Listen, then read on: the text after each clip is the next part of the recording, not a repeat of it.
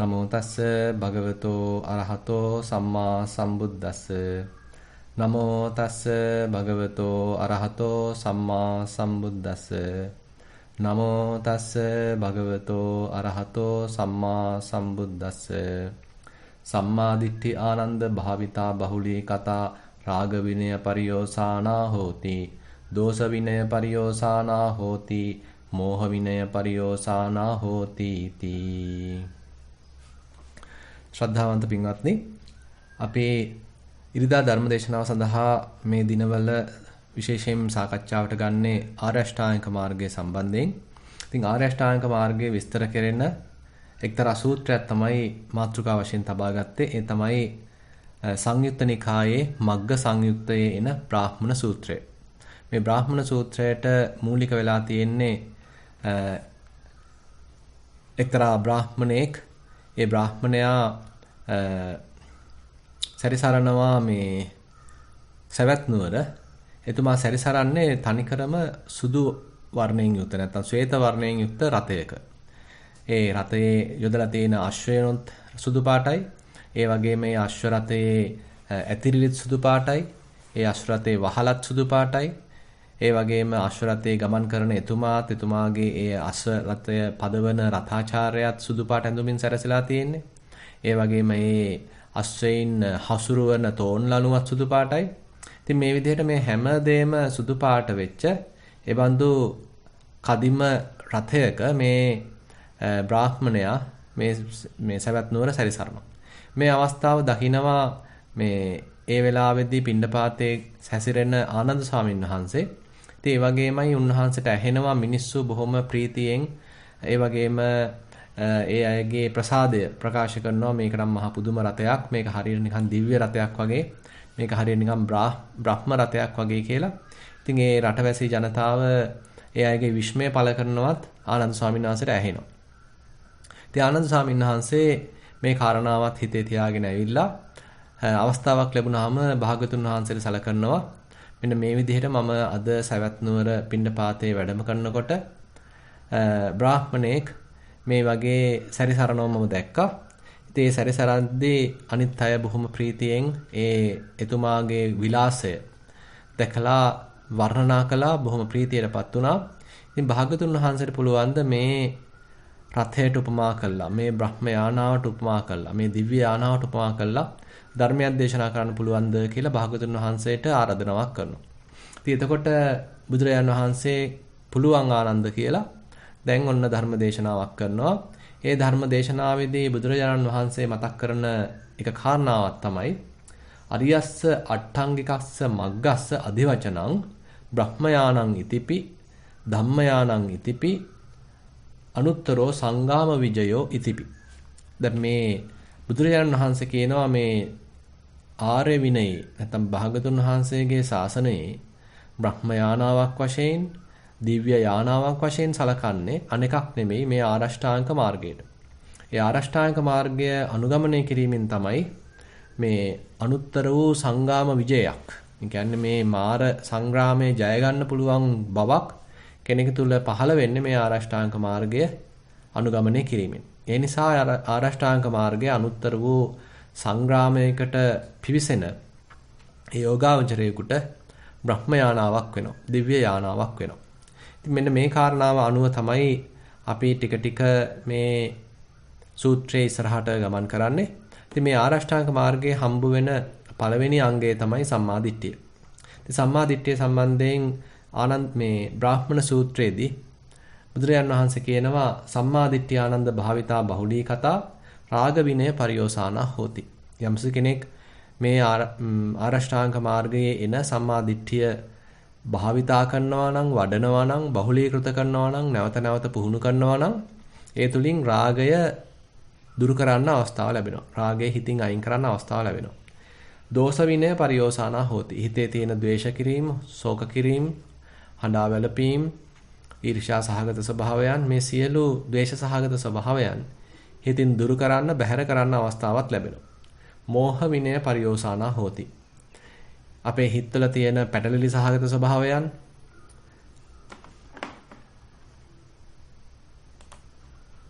අපේ හිතේ තියෙන පැටලිලි සහගත ස්වභාවයන්, ඒ වගේම මෝහාන්ධකාරය, අපිට යමක් නිවැරදිව අවබෝධ කරගන්න තියෙන නොහැකියාව, මේ වගේ දේවල් දුරු කරගන්නත්, නිවැරදි අවබෝධයක්, විද්‍යාවක්, ආලෝකයක් පහළ කරගන්නත් මේ සම්මාදිට්ඨිය උදව් වෙනවා. ඉතින් එතකොට අපිට තේරෙනවා මේ සම්මාදිට්ඨිය එහෙමනම් අපි තුල වඩා ගන්න අවශ්‍යයි, දියුණු කර ගන්න අවශ්‍යයි, පුහුණු කරන්න අවශ්‍යයි. එහෙනම් මොකද්ද මේ සම්මාදිට්ඨිය කියලා දැනගන්නත් අවශ්‍යයි. ඉතින් එතකොට අපිට පොඩ්ඩක් තව එහාට යන්න වෙනවා සම්මාදිට්ඨිය ගැන හොයලා බලන්න. ඉතින් මම යොදාගත්ත තව සූත්‍රයක් මජ්ක්‍ධිම නිකායේ එන මහා චත්තාරීසක සූත්‍රය. එතෙන්දී බුදුරජාණන් වහන්සේ සම්මාදිට්ඨිය ගැන යම් පමණක විග්‍රහයක් කරනවා. එතෙන්දී බුදුරජාණන් වහන්සේ කියනවා කතමාච භික්කවේ සම්මාදිට්ඨි. මහන්නේ කුමක්ද මේ සම්මාදිට්ඨිය කියලා කියන්නේ? නිවැරදි දැකීම කියලා කියන්නේ කුමක්ද? සම්මාදිට්ඨින් පහං භික්කවේ ද්වයං වදාමි. මම මහණෙනි සම්මාදිට්ඨිය ආකාර දෙකක් තියෙනවා කියලා දේශනා කරනවා. අත්ති භික්කවේ සම්මාදිට්ඨි සාසවා පුඤ්ඤ භාගියා උපදි වේපක්කා. මහණෙනි එක්තරා සම්මාදිට්ඨියක් නිවැරදි දැක්මක් තියෙනවා. ඒක ආශ්‍රව සහිතයි, පුණ්‍ය පක්ෂයේ පිහිටා තියෙනවා. ඒ වගේමයි උපදි විපාක ලබා දෙනවා. අත්තිබික්කවේ සම්මාදිට්ඨි අරියා අනාසවා ලෝකුත්තරා මග්ගංගා. තවත් සම්මාදිට්ඨියක් තියෙනවා, නිවැරදි දැක්මක් තියෙනවා. ඒක ආර්ය භාවයට පමුණනවා, ආර්යයන් විසින් ඇසුරු කරනවා. ඒ වගේමයි අනාශ්‍රවයි, අනාසවෝ. ඒකේ ආශ්‍රව නැහැ. ආශ්‍රව දුරු කිරීමේ මාර්ගයක් තියෙන්නේ. ලෝකුත්තරා. ඒක ලෞකික නැහැ, ඒක ලෝකෝත්තරයි. ලෝකෝත්තර මාර්ගයකට පාර පෙන්නනවා. මග්ගංගා මාර්ග අංගයක් බවට පත් වෙනවා. එහෙනම් එතකොට අපිට තේරෙනවා දැන් සම්මාදිට්ඨියේ පැති දෙකක් තියෙනවා. ලෞකික සම්මාදිට්ඨියකුත් තියෙනවා, ලෝකෝත්තර සම්මාදිට්ඨියකුත් තියෙනවා. ඉතින් අපි මුලින්ම එහෙමනම් ලෝකෝත්තර සම්මාදිට්ඨියට යන්න කලින් ලෞකික සම්මාදිට්ඨිය කියන්නේ කුමක්ද කියලා තේරුම් ගන්න අවශ්‍ය වෙනවා. එතකොට ලෞකික සම්මාදිට්ඨිය කියන්නේ කුමක්ද? ඒක ගැනත් මේ සූත්‍රයේම භාගතුන් වහන්සේ විස්තර කරනවා. කතමාච භික්ඛවේ සම්මාදිට්ඨි සාසවා පුඤ්ඤ භාගියා උපදි වේපක්කා. මහණෙනි කුමක්ද මේ උපදි විපාක ලබා දෙන ආශ්‍රව සහිත වූ එහෙත් පුණ්‍ය පක්ෂයේහි කුසල පක්ෂයේහි පිහිටා සිටින මේ ලෞකික සම්මාදිට්ඨිය කියන්නේ කුමක්ද කියලා ප්‍රශ්නයට නගලා භාගතුන් වහන්සේම උත්තර දෙනවා. ඒකේන විස්තරයේ මෙන්න මේ අන්දමින් සඳහන් වෙනවා.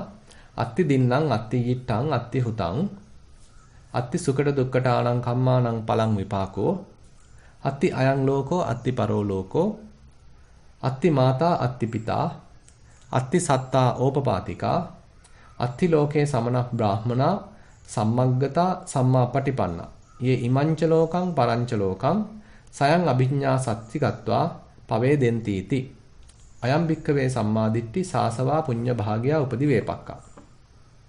එතකොට බුදුරජාණන් වහන්සේ මේ ලෞකික සම්මාදිට්ඨිය විස්තර කරන්නේ එකාතකින් ඒ කාලේ බ්‍රාහ්මණයන් විසින් ඇතැම් මිත්‍යා දෘෂ්ටික බ්‍රහ්මුණන් විසින් පතුරවපු මිත්‍යා දෘෂ්ටියකට නිවැරදි මුහුණුවරක් ලබා දෙන ආකාරයකින් ස්වરૂපයකින් තමයි සම්මාදිට්ඨිය මෙතෙන්ද විස්තර කරලා තියෙන්නේ.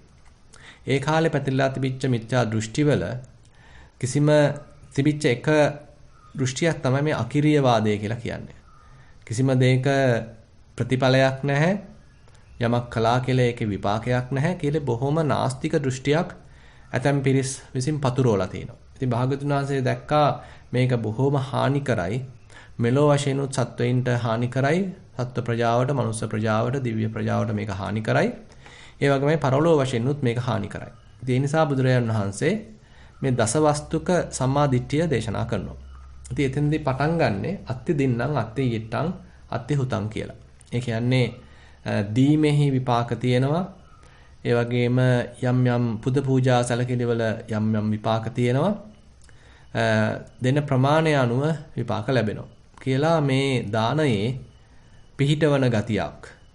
මනුස්සය තුල තියෙන ලෝභය දුරු කළා දානය තුල පිහිටවන ගතියක් මේ පළවෙනි ප්‍රකාශය තුල නැත්නම් මේ මුල් අංග 3 තුල අන්තර්ගත වෙනවා. ඉතින් අපිට බෞද්ධයන් වශයෙන් ඒ තරම්ම විස්තර කරන්න අවශ්‍ය නැහැ. මේ පිංගුතුන් ඕන තරම් දාන කතාව අහලා තියෙනවා.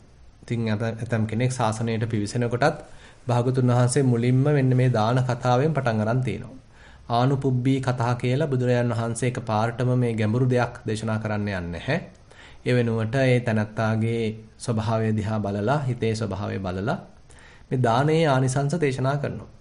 අපි හිතමු යම්සි කෙනෙක් මාක් හරි දරිද්‍රතාවයෙන් පෙළෙනවා. දුප්පත් කමින් පෙළෙනවා. ධන ධාන්‍ය වලින් හිඟ බවක් තියෙනවා. ඉතින් එතකොට ඉතින් පොහොසත් කෙනෙක් දැකලා දානපතියෙක් දැකලා ඒ තනත්තාට ඉතින් අවශ්‍ය දෙයක් ලබලා දෙනවා. එහෙම නැත්නම් කාට හරි ලෙඩක් දුකක් හැදිලා තියෙනවා. ඒ බෙහෙතක් හේතක් ගන්න වත්කමක් නැහැ. ඉතින් මේ වෙලාවේදී බෙහෙතක් හේතක් අරන් දීලා උදව් උපකාරයක් කරනවා. එහෙම නැත්නම් ඇතම් කෙනෙකුට සමහරවිට යම් ප්‍රශ්න ඇති වෙලා තියෙනවා. මානසික ගැටලු තියෙනවා. ඉතින් ඒක විසඳ ගන්න කෙනෙක් නැහැ. ඉතින් ඒ වෙලාවට පොඩ්ඩක් දන්න කියන කෙනෙක් එයාට යම් ගුරුහරුකමක් දීලා එයාගේ දුක බෙදාගෙන එයා වෙනුවෙන් යම් කාලයක් ගත කළා ඒ අවශ්‍ය මානසික සහනයක් ලබා දෙන්න. ඒක මේ මුදලින්ම වෙන්න අවශ්‍ය නැහැ. ඒක මේ වචනයකින් තමන්ගේ කාලය මිඩංගු කිරීමකින් තමන්ගේ ඇසුර ඒ තව කෙනෙකුට ලබා දීමකින් යහපත් ආදර්ශයක් ලබා දීමකින් යහපත් අවවාදයක් ලබා දීමකින් ඒ අනිත් තැනත්තාව යහපත් මාර්ගයට ගන්න යාගේ තිබිච්ච මානසික ව්‍යාකූලත්වයෙන් යාව මුදවා ගන්න අන තවත් කෙනෙකුට යම් උපකාරයක් කරන්න පුළුවන්. එතනත් දානයක් තියෙනවා. ඉතින් එතෙන්දී ඇතම් වෙලාවට අපිට ඒක තව පොඩ්ඩක් එහාට අරගෙන එතන ධර්ම දානයක් තියෙනවා කියලා කියන්නත් පුළුවන්. ඒ තැනත්තා තුළ ශ්‍රද්ධාව ඇති කළා. ඒ වගේමයි එයාගේ හිතේ තිබුණා නම් යම්කිසි කලස්සල්ලක් ඒක දුරු කළා. දහමේ ගුණ ඒගොල්ලේම භාග්‍යතුන් වහන්සේගේ ගුණ සංඝයාගේ ගුණ කියා දීලා එයාගේ හිතේ යම්කිසි නැවුම් බවක් පහන් සිතුවිල්ලක් ඒ වගේම යහපත් ආකල්පයක් ඇති කරලා අන්න එයාව යහපත් මාර්ගයට නිවැරදි මාර්ගයට ගන්න යම් උත්සාහයක් දරන්න පුළුවන්. එතකොට අන්න ධර්ම දානයක් දුන්නා වෙනවා. ඉතින් එහා ගිහිල්ලා ගැඹුරු ධර්මයක් දේශනා කරන්නත් පුළුවන් ක්‍රමානුකූලව යතනත්තා දිහා බලලා. ඉතින් මේ ආකාරයෙන් ධර්ම දානයේ පැත්තකුත් පෙන්වනවා. ඒ වගේමයි ඇතම් කෙනෙක් බොහොම දුක් පීඩාවලට ලක් වෙලා මරණ බයෙන් තැතිගෙන ඉන්න අවස්ථාවකදී එයාට පිහිට වෙලා අභය දාණය දෙන්නත් පුළුවන්. ඉතින් මේ ආකාරයෙන් සාමාන්‍යයෙන් දෙන ආමිෂ දානයක්, අභය දානයක්, ධර්ම දානයක් වශයෙන්ුත් මේ දාණය කොටස් කීපයකට වෙන් කරලා තියෙනවා.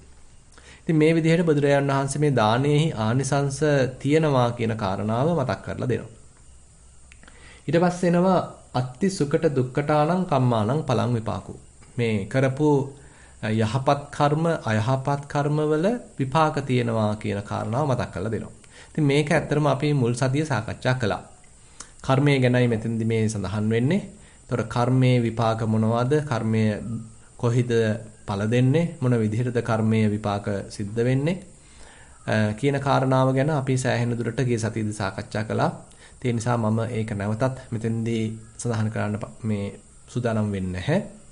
එතකොට අපිට තේරෙනවා මේ දසවස්තුක සම්මා දිට්ඨියේ එක කොටසක් තමයි මේ කර්මය කියලා කියන්නේ. ඒක හැබැයි මූලික වෙනවා. මේ අනෙකුත් සියලුම අන්තර්ගත වෙන කරුණු මේ කර්මය කියන මූලික න්‍යාය මත නැත්නම් ඉගැන්වීම මත මෙතෙන්දී පදනම් වෙලා තියෙනවා. ඒ නිසා සමස්තයක් වශයෙන් මේ ලෞකික සම්මාදිට්ඨියට කම්මස්සගතා සම්මාදිට්ඨිය කියලත් නමක් කියනවා. මොකද කර්මය මත තමයි පදනම් වෙලා තියෙන්නේ. කර්මයේ කර්මඵලය අදහන ගතියක්, ඒ කෙරෙහි යම් විශ්වාසයක්, වගකීමෙන් යුක්තව කටයුතු කිරීමක්. එතකොට මේ මුල් කොටසෙදී අන්තර්ගත වෙනවා. ඉගැන්වෙනවා. ඊට පස්සේ අත්ති අයං ලෝකෝ අත්ති පරෝ ලෝකෝ කියලා මේ බුදුරජාන් වහන්සේ ඔන්න තවත් දේශනාවක් කරනවා. ඉතින් එතෙන්දී ඇත්තටම වෙන්නේ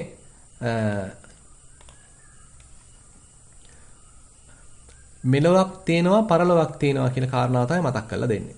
දැන් ඇතැම් වෙලාවට අපේ මිනිස්සුયો ජීවත් වෙනවා පරලොවක් ගැන කිසි හැඟීමක් නැහැ.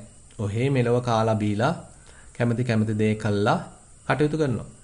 නමුත් දැන් බුදුරජාන් වහන්සේ මෙතන දේශනා කරනවා අත්ති අයං ලෝකෝ අත්ති පරෝ ලෝකෝ.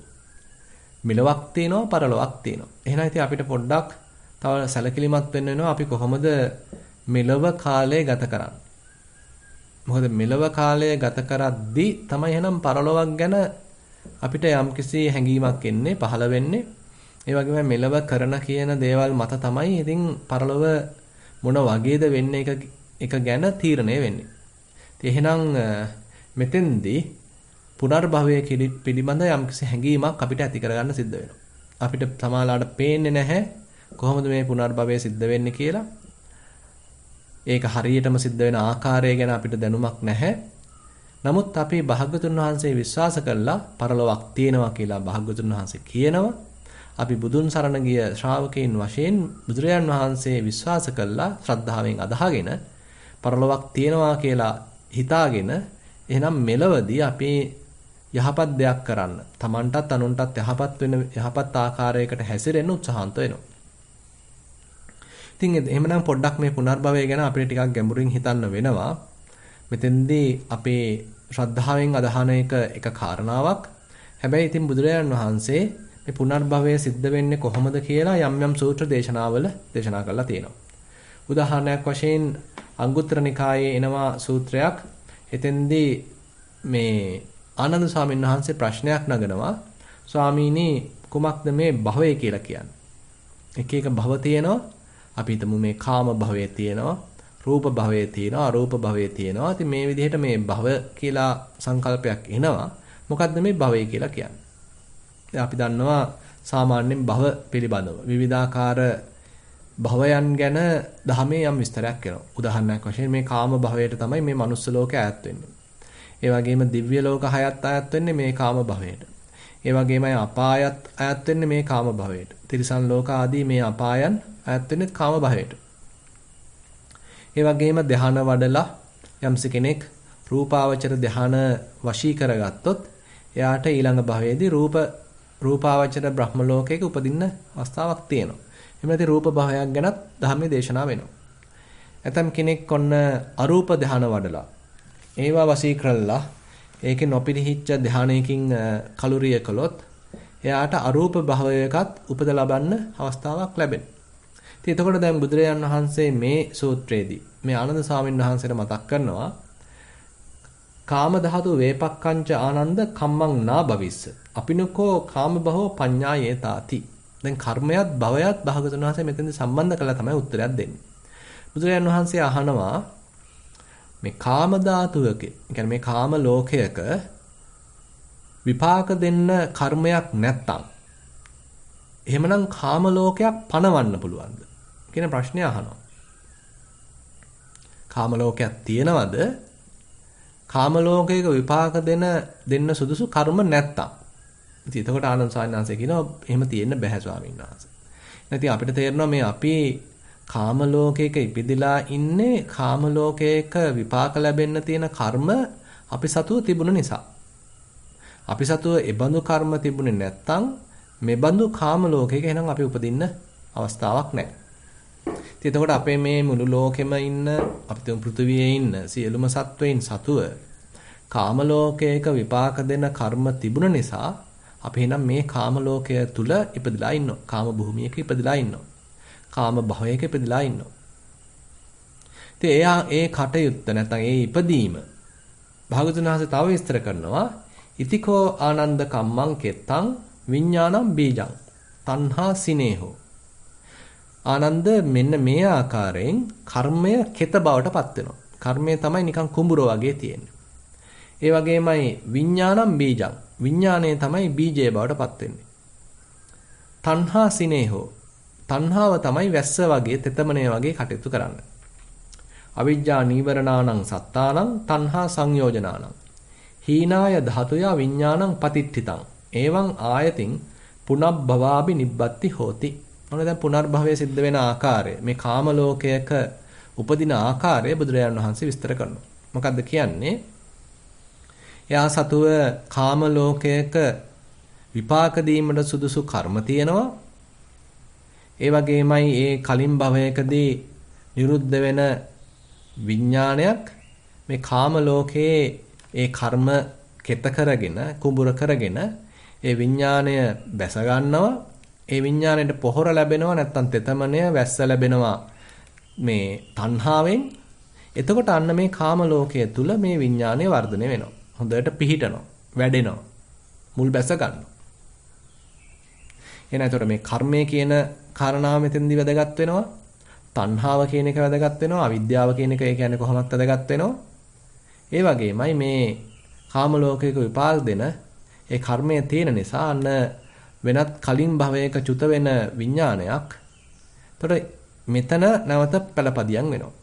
දැන් අපි හිතමු මේක සරලව පැහැදිලි කරනවා නම් අපි ආනාපාන සතියක් වඩමින් ඉන්නවා.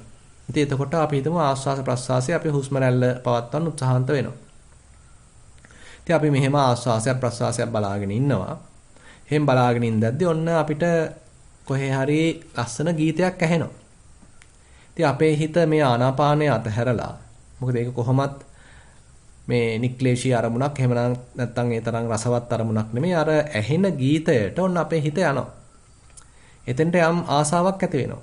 එතන ඒ අරමුණ ගැන ඔන්න දැන් හිත ගියා. දැන් ඔන්න සෝත විඥානයක් පහළ වුණා. ඒකට දැන් තණ්හාවකුත් පහළ වුණා.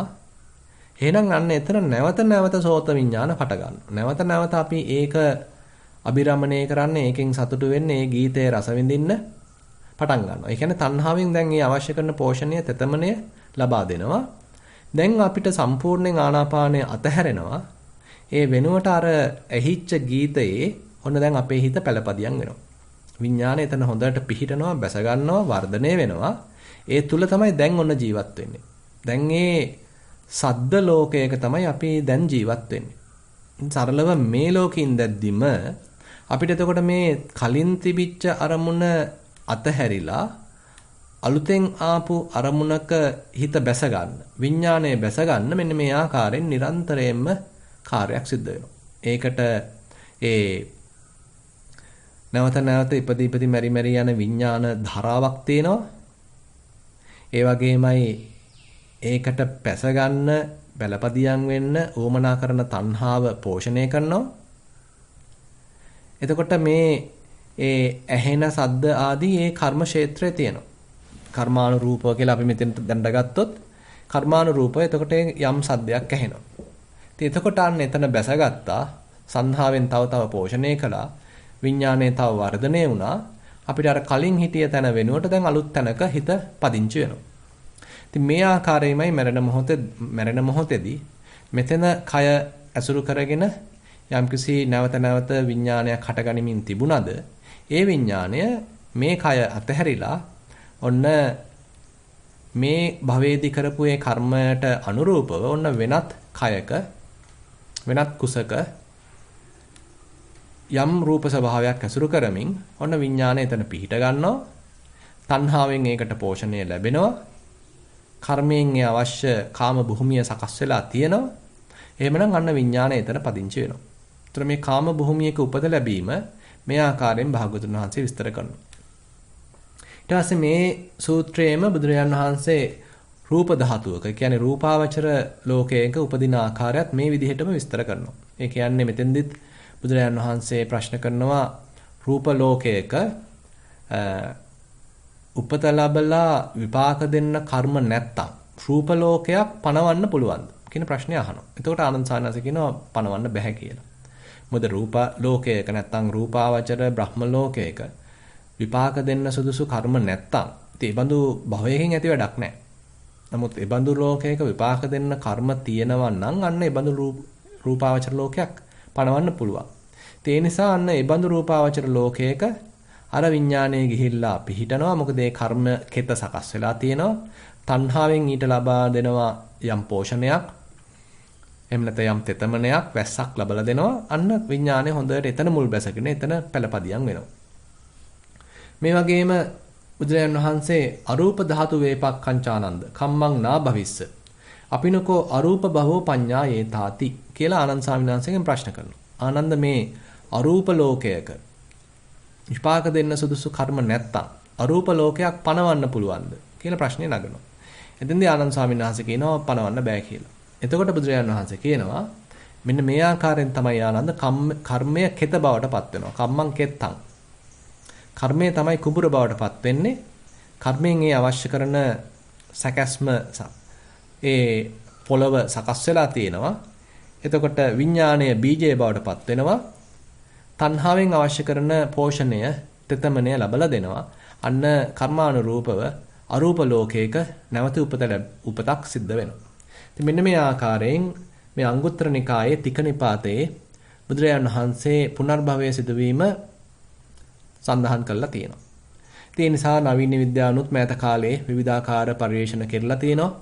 පුනර්භවයේ සම්බන්ධයෙන් ඒ වගේමයි මෝහන විද්‍යාව වගේ විවිධ ක්ෂේත්‍ර හරහා යම් යම් පරිශන සිද්ධ වෙලා තියෙනවා. ඒ වගේමයි මරණාසන්න අත්දැකීම් ආශ්‍රයනුත් ඇතැම් පරිවේෂණ සිද්ධ වෙලා තියෙනවා. ඉතින් මේ ආකාරයෙන් මෑත කාලයේ වුණත් මේ පුනර්භවය ගැන යම් තාක් දුරකට යම් තොරතුරු ලැබිලා තියෙනවා. ඒ නිසා බුදුරජාණන් වහන්සේ කරන මේ මෙලව ඇත පරලව ඇත කියන ප්‍රකාශය ඉතින් අපිට එහෙමනම් පිළිගන්න සෑහෙන සාධක තියෙනවා.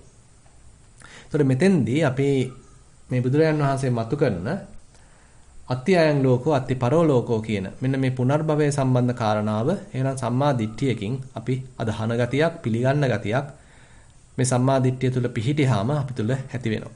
එක අතකින් එතකොට මෙතනත් මේ කර්මයට තමයි මූලිකත්වය ලැබිලා තියෙන්නේ. කර්මයට නිවැරදි කර්මයක් කරා නම් යහපත් කර්මයක් කරා නම් යහපත් තැනක උපතක් අපිට බලාපොරොත්තු වෙන්න පුළුවන්. අකුසල කර්මයක් කරා නම් ඊට අනුරූපව අයහපත් තැනක උපතක් බලාපොරොත්තු වෙන්න පුළුවන්. ඊට පස්සේ එනවා අත්ති මාතා අත්ති පිතා කියලා මේ මවෙක් ඇත පියෙක් ඇත කියන මෙන්න මේ කාරණාව. ඉතින් මෙතෙන්ද විශේෂයෙන්ම දෙමව්පියන් සම්බන්ධයෙන් යම්කිසි ඉගැන්වීමක් දෙමව්පියන්ට සැලකීම සම්බන්ධයෙන් යම්කිසි කාරණාවක් මෙතෙන්දී භාගතුන් වහන්සේ සඳහන් කරනවා. මොකද බුද්ධ ශාසනය තුළ බුදුරජාන් වහන්සේත් අනිකුත් රහතන් වහන්සේලා පවා මේ දෙමව්පියන්ට සැලකීම කියන එක ඉෂ්ට කරලා තියෙනවා. අපි දන්නවා බුදුරජාන් වහන්සේත් බුද්ධත්වයට පත් වෙලා අවුරුදු 7කින් පස්සේ කිඹුල්වත් නුවරට පැමිණිලා ඒ සුද්ධෝදන මහරජතුමාට ධර්මයේ දේශනා කළා. එතුමාවත් ආර්ය මාර්ගයේ පිහිටෙව්වා. ඒ වගේමයි තවුතිසාවට වැඩම කළා. ඒ මහා මායා දේවී ඉපත ලබා තිබිච්ච ඒ දිව්‍ය සභාවට වැඩම කළා. එතෙන්දී අභිධර්මයේ දේශනා කළා. එතුමියටත් පිහිට වුණා. ඒ වගේමයි තමන් වහන්සේව හදා වඩාගත්ත ඒ මහා ප්‍රජාපති ගෞතමියටත් ධර්මයේ දේශනා කරමින් භික්ෂුණී ශාසනය පිහිටුවලා එතුමියටත් සංග්‍රහ කළා. ඒ වගේමයි බුද්ධ ශාසනය තුල බුදුරජාණන් වහන්සේ පසුගමන් කරපු එකම අවස්ථාව වශයෙන් සඳහන් වෙන්නේ මේ මහා ප්‍රජාපති ගෞතමිය පිරිනුවන් පාන්න වැඩම කරද්දී ඒ බුදුරජාණන් වහන්සේ හමුවට පැමිණිලා වන්දනාමාන කළා. තමන් වහන්සේ පිරිනුවන් පාන්න සූදානම් බව දේශනා කළා. සැලකල්ලා බුදුරජාණන් වහන්සේව වන්දනා කළා පැදකුණු කළා. ජේතවනාරාමෙන් පිටත් වෙනකොට බුදුරජාණන් වහන්සේ පසුගමන් කරමින් ජේතවනාරාමේ දොරටුව දක්වාම පැමිණියා කියලා සඳහන් වෙනවා. ඒ අනුව අපිට තේරෙනවා බුදුරජාණන් වහන්සේ කතරම්නම් එක අතකින් මේ තමන්ව හදා වඩාගත්තේ මහා ප්‍රජාපති ගෞතමියට පවා කතරම් අනුග්‍රහ කරාද ගෞරව කළාද නිහතමානීත්වයකින් සැලකුවාද කියන එක අපිට හිතා ගන්න පුළුවන්. ඒ වගේම සරියුත් මහරහතන් වහන්සේ උන්වහන්සේ පැවිදි වෙද්දී ඒ සාරී කියන බ්‍රාහ්මණ මාතාව කිසිසේත්ම කැමති වුණේ නැහැ. ඉතින් එතුමිය සම්පූර්ණයෙන්ම බ්‍රාහ්මණ භක්තිකයෙක් විදිහට තමයි කටයුතු කළේ. ඉතින් සරියුත් මහරහතන් වහන්සේත් පිරිනුවන් පාන්න කිට්ටු වෙලා කල්පනා කරනවා මගේ මෑණියන්ට සලකන්න මට හැකියාවක් ලැබුණේ නැහැ. තාවම මිත්‍යා දෘෂ්ටිකයි. මේ පිරිනුවන් පාන්න කලින් හෝ මේ සාරී බ්‍රාහ්මණ බැමිණියට මම සංග්‍රහ කළ යුතුයි. මගේ මෑණියන්ට යම් සංග්‍රහයක් අයව නිවැරදි මාර්ගයේ පිහිටුවීමක් කරන්න සුදුසුයි කියලා ඒ එතුමිය වාසය කරන්නේ Tamanගේ ඒ මුල් ගමට වැඩම කරනවා. වැඩම කළා ඒ තමන් වහන්සේව වන්දනා කරන්න පැමිණෙන බ්‍රහ්මයෝ දැකලා ඒක දර්ශනය වෙන්න ඉඩ සලස්සලා එතුමිය තුල ශ්‍රද්ධාව ඇති කළා ධර්මයේ දේශනා කළා. එතුමියව සෝවාන් ඵලයේ පිහිටියට පස්සේ තමයි සරියුත් මහරහතුන් වහන්සේ පිරිනුවන් පාන්නේ. ඉතින් මේ ආකාරයෙන් විවිධ තැන්වල අපිට තේරෙනවා රහතන් වහන්සේලා පවා ශක්තිපමණින් තමන්ගේ දෙමව්පියන්ට ඒ තමන්ගේ යුතුයකම් ඉෂ්ට කරන්න සූදානම් වෙලා තියෙනවා. ඉතින් ඒ වගේමයි බුදුරජාණන් වහන්සේ උදාහරණයක් වශයෙන් අංගුත්තර නිකායේ චතුක්ක නිපාතේ එන සබ්‍රහ්ම සූත්‍රයේදී බුදුරජාණන් වහන්සේ සඳහන් කරනවා මහණෙනි මේ දෙමව්පියන්ට සලකලා ලේසියෙන් අවසන් කරන්න බෑ. මොකද ඒ තරම් දෙමව්පිය අපිට පිහිට වෙලා තියෙනවා. අපිට උපකාර වෙලා තියෙනවා. ඒ නිසා බුදුරජාණන් වහන්සේ කියනවා යම්සි කෙනෙක් පුතෙක් දුවෙක් මේ දෙමව්පියන්ට පුදනවා නම් ගෞරව කරනවා නම් අන්න ඒ අය පූජිත බවට පත් වෙනවා.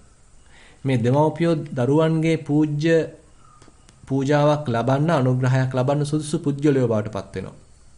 ඒ වගේමයි යම්සි පුතෙක් දුවෙක් මේ විදිහට දෙමව්පියන්ට සලකනවා නම් ගෞරව කරනවා නම් ඒ කුලය, ඒ ගෙදර මේ පූර්වාචාර්යයන් සහිතයි. ඒ වගේමයි පූර්ව දේවතාවන් සහිතයි. මේ ආකාරයෙන් මේ දෙමව්පියන්ට සලකන්න නැත්නම් ඒ සැලකිය යුතු ආහුනේය ගුණයක් දෙමව්පියන් සතුව තියෙනවා. විවිධාකාර දේවල් පූජා කරන්න නැත්නම් සකස් කළා ගිහිල්ලා වන්දනාමාන කළා පූජා කරන්න සුදුසු බවක් මේ දෙමව්පියෝ ගාව තියෙනවා. කියන මෙන්න මේ කාරණාව බුදුරජාණන් වහන්සේ මතක් කරනවා. ඉතින් ලස්සන ගාතාවක් එනවා. බ්‍රහ්මාති මාතා පිතරෝ පුබ්බාචරියාති උච්චරේ. ආහුනේයාච පුත්තානං පජාය අනුකම්පකා. තස්මාහිනේ නමස්සෙය්‍ය සක්කරේයාත පණ්ඩිතෝ. මහන්නි මේ මව්පියෝ කියලා කියන්නේ බ්‍රහ්මයාට කියන නමක්. ඒ වගේමයි ඒ අය තමයි අපේ පූර්වාචාර්යයන් බවට පත් වෙන්නේ. අපේ පෙර ගුරුවරු, මුල්ම ගුරුවරු බවට පත් වෙන්නේ අපේ දෙමව්පියෝ. අපි බොහොම අසරණව මේ කිසි දෙයක් කර කියා ගන්න බැරුව උඩුකුරුව වැඩ හොනකොට දෙමව්පියෝ තමයි අපිට යහපත් මාර්ගය කියලා දීලා අපේ සියලු කැතකුණු අතගාලා අපි අන්නකොට කිරි ටික දීලා ඉතින් අපිව මෙලොව පොඩ පෝෂණය කළා හරි හොඳ නරක කියලා දීලා එහෙනම් අපිව යහපත් මාර්ගයට ගන්න උත්සාහ කළා තියෙන්නේ එහෙනම් අපේ දෙමව්පියෝ. ඉතින් එතකොට මෙන්න මේ මුල අපිට පොඩ්ඩක් මතක තබා ගැනීම වැදගත් වෙනවා. ඒ නිසා බුදුරජාණන් වහන්සේ කියනවා ආහුනේයාච පුත්තාන පජාය අනුකම්පකා. එතකොට මේ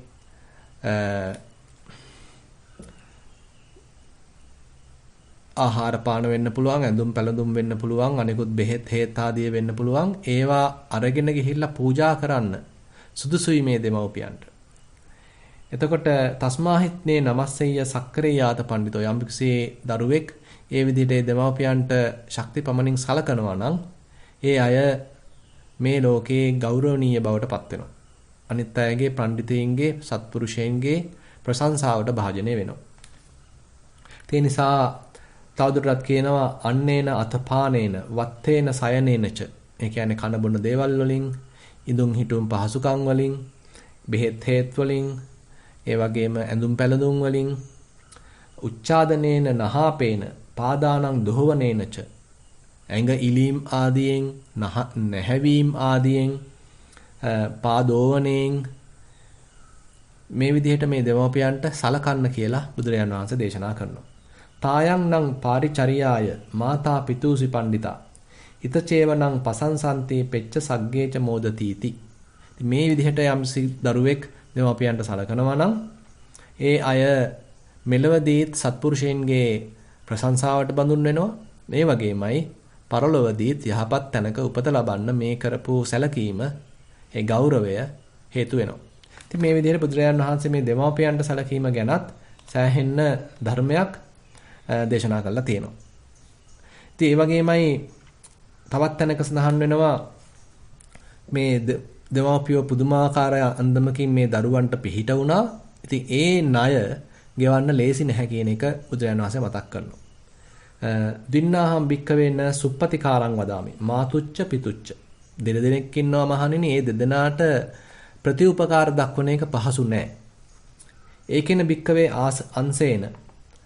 දැන් මේ විදිහට අර එකම දෙමාපියෝ දෙදෙනා එක් උරයක අම්මවත් අනිත් උරේ තාත්තවත් තියාගෙන පියතුමාවත් තියාගෙන යම්සි දරුවෙක් මේ අවුරුදු 100ක් තිස්සේ සැලකුවත් ඒත් මේ ණය ගෙවලා දාන්න බෑ කියලා බුදුරජාණන් වහන්සේ සඳහන් කරනවා. හැබැයි මේ දෙමාපියෝ අශ්‍රද්ධාවක් නම්, ඒ කියන්නේ ශ්‍රද්ධාවක් ඒ අයගේ නැත්තම්, ඒ වගේමයි ඒ අය තුල සීලයක් නැත්තම්, ඒ අය තුල දානයට නැඹුරු වෙච්ච බවක්, පරිත්‍යාගයට නැඹුරු වෙච්ච බවක් නැත්තම්, ඒ වගේමයි ඒ අය තුල ප්‍රඥාවක් නැත්තම්, අන්න ඒ අය තුල ඒ නැති ප්‍රඥාව ඇති කරන්න, ඒ වගේමයි ඒ නැති දාන චේතනාව වර්ධනය කරන්න, ඒ වගේම ඒ නැති සීලය ඇති කරන්න, ඒ නැති ශ්‍රද්ධාව ඇති කරන්න යම්සි දරුවෙක් කටයුතු කරනවා නම් අන්න එතුලින් බුදුරජාණන් වහන්සේ කියනවා මේ දෙමව්පියන්ගේ ණය ගෙවන්න පුළුවන් කියලා. ඒ කියන්නේ දෙමව්පියෝ ඉන්න පුළුවන් ඒ තරම් ශ්‍රද්ධාවන්ත නැහැ.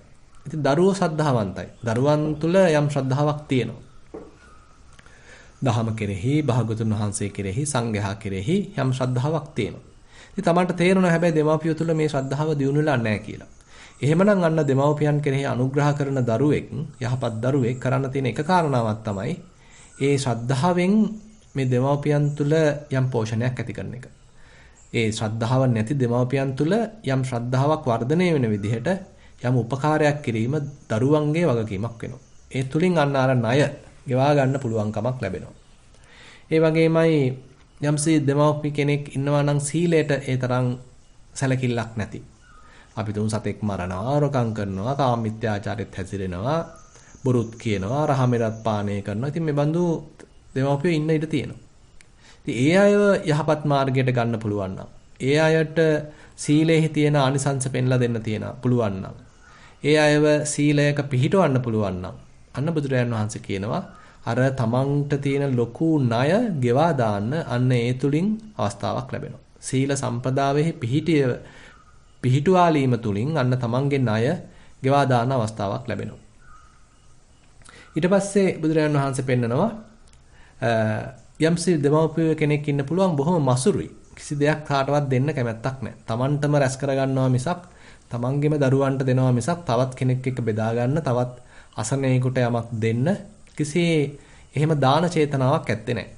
ඉතින් අන්නේ අවස්ථාවේදී දරුවෝ තේරුම් ගන්නවා නම් මේ අම්මගේ තාත්තගේ තියෙන මේ දුර්වලකම අන්න එතෙන්දී දරුවන්ට පුළුවන් නම් ඒ අය තුල මේ දාන චේතනාව, පරිත්‍යාගශීලීත්වය වර්ධනය වෙන අන්දමින් කටයුතු කරන්න. ඒ අයටත් මේ යමක් දීලා සතුටු වෙන්න පුළුවන්කම ඇති කරනවා නම් ඒ දානශීලීත්වය ඒ දෙමව්පිය තුළ ඇති කරනවා නම් අන්න එතුලිනුත් බුදුරජාණන් වහන්සේ කියනවා මේ ණය ගෙවා ගන්න පුළුවන් කියලා. ඊළඟට යම්සි දෙමව්පිය කෙනෙක් ඉන්න පුළුවන් ඒ තරම් ප්‍රඥාවන්ත නැහැ. දහම කෙරෙහි එච්චර නැඹුරු වෙලා නැහැ. දහම ගැන ඒ තරම් අවබෝධයක් ඇත්තෙත් නැහැ. සුතමේ ඥානයක් ඇත්තෙත් නැහැ. භාවනාවකට විපස්සනාවට කොහොමත් එච්චර ඇල්මක් නැහැ. ඉතින් අන්න ඒ බඳු දෙමව්පියෙක් අම්මා කෙනෙක් තාත්තා කෙනෙක් Tamanට ඉන්නවා නම් ශක්තිපමණින් ඒ අය තුල නුවණ දියුණු කරන්න. ඒ අයවත් යහපත් මාර්ගයට අරගන්න. භාවනාවක තියෙන අර්ථය කියලා දෙන්න. විපස්සනාවක තියෙන ගැඹුර වටහලා දෙන්න. යම්සි දරුවෙක් කටයුතු කරනවා නම් අන්න එතුලිනුත් මේ අපිට තියෙන ඒ මහා ණය බර ගෙවා දාන්න පුළුවන් බව බුදුරජාණන් වහන්සේ සඳහන් කරනවා.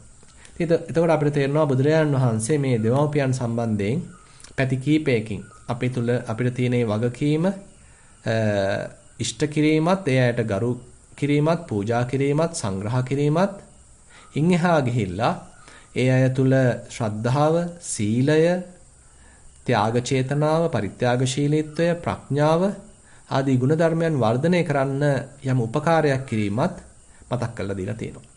ඒ වගේම පින්වත්නි අපිට හුඟක් වෙලාවට දෙමව්පිය පමණක් නෙමෙයි තවත් කවුරු හෝ කෙනෙක් යම් හෝ උපකාරයක් වුණා නම් ඒ උපකාරය මතක තබා ගැනීමත් මතක තබාගෙන ශක්තිපමණින් ප්‍රතිඋපකාර කිරීමත් ඊටාම වටිනා සත්පුරුෂ ගුණයක් වෙනවා. ඉතින් මේකට කතඤ්ඤු කතවේදීතා කියන නම ධර්මයේ සඳහන් වෙනවා. මෙන්න මේ කතඤ්ඤු කතවේදීතාව ඒ කියන්නේ කළගුණ සැලකීම, කළගුණ සලකන කෙනෙක් වීම කියන එක සත්පුරුෂ ලක්ෂණයක් වශයෙන් බුදුරජාණන් වහන්සේ පෙන්ලා දෙනවා. අංගුත්තර නිකායේ දුක නිපාතේ එන සූත්‍රයේ මෙන්න මේ විදිහට කියනවා අසත්පුරුෂ භූමිංච වෝ භික්කවේ දේසිස්සාමි සත්පුරුෂ භූමිංච. මහණෙනි මම අසත්පුරුෂ භූමිය. මේ අසත්පුරුෂයෝ හැසිරෙන ආකාරයත් ඒ අය කටයුතු කරන ආකාරයත් දේශනා කරනවා. සත්පුරුෂයෝ හැසිරෙන ආකාරයත් ඒ සත්පුරුෂ භූමියත් මම දේශනා කරනවා. තන් සුණාත මෙන්න මේක අහන්න. හොඳින් සිත්ති දරා ගන්න කියලා බුදුරජාන් වහන්සේ එක්තරා අවස්ථාවකදී භික්ෂුන් වහන්සේලාට ඔන්න ධර්මයක් දේශනා කරනවා. කතමාච භික්කවේ අසත්පුරුෂ භූමිය. මහන්නේ මොකද්ද මේ අසත්පුරුෂ භූමිය කියලා කියන්නේ? අසත්පුරුෂෝ භික්කවේ අකතඤ්ඤෝ. හෝති අකත වේදී. මහන්නේ මේ අසත්පුරුෂයා කියන කෙනා තුල කිසිම කෙලෙහි ගුණ සැලකීමක් නැහැ. කෙලෙහි ගුණ මතක තියාගන්න ගතියක් එයා තුල නැහැ. ඉතින් මේ අසත්පුරුෂ භූමිය මෙන්න මේ කෙලෙහි ගුණ නොසැලකීම කියන එක අගය කරන්නේ අසත්පුරුෂයෝ. මෙන්න මේක තමයි එහෙනම් අසත්පුරුෂ භූමිය කියලා කියන්නේ. උදාහරණයක් වශයෙන් අපි හිතමු අපි කාට හරි උදව්වක් කරනවා.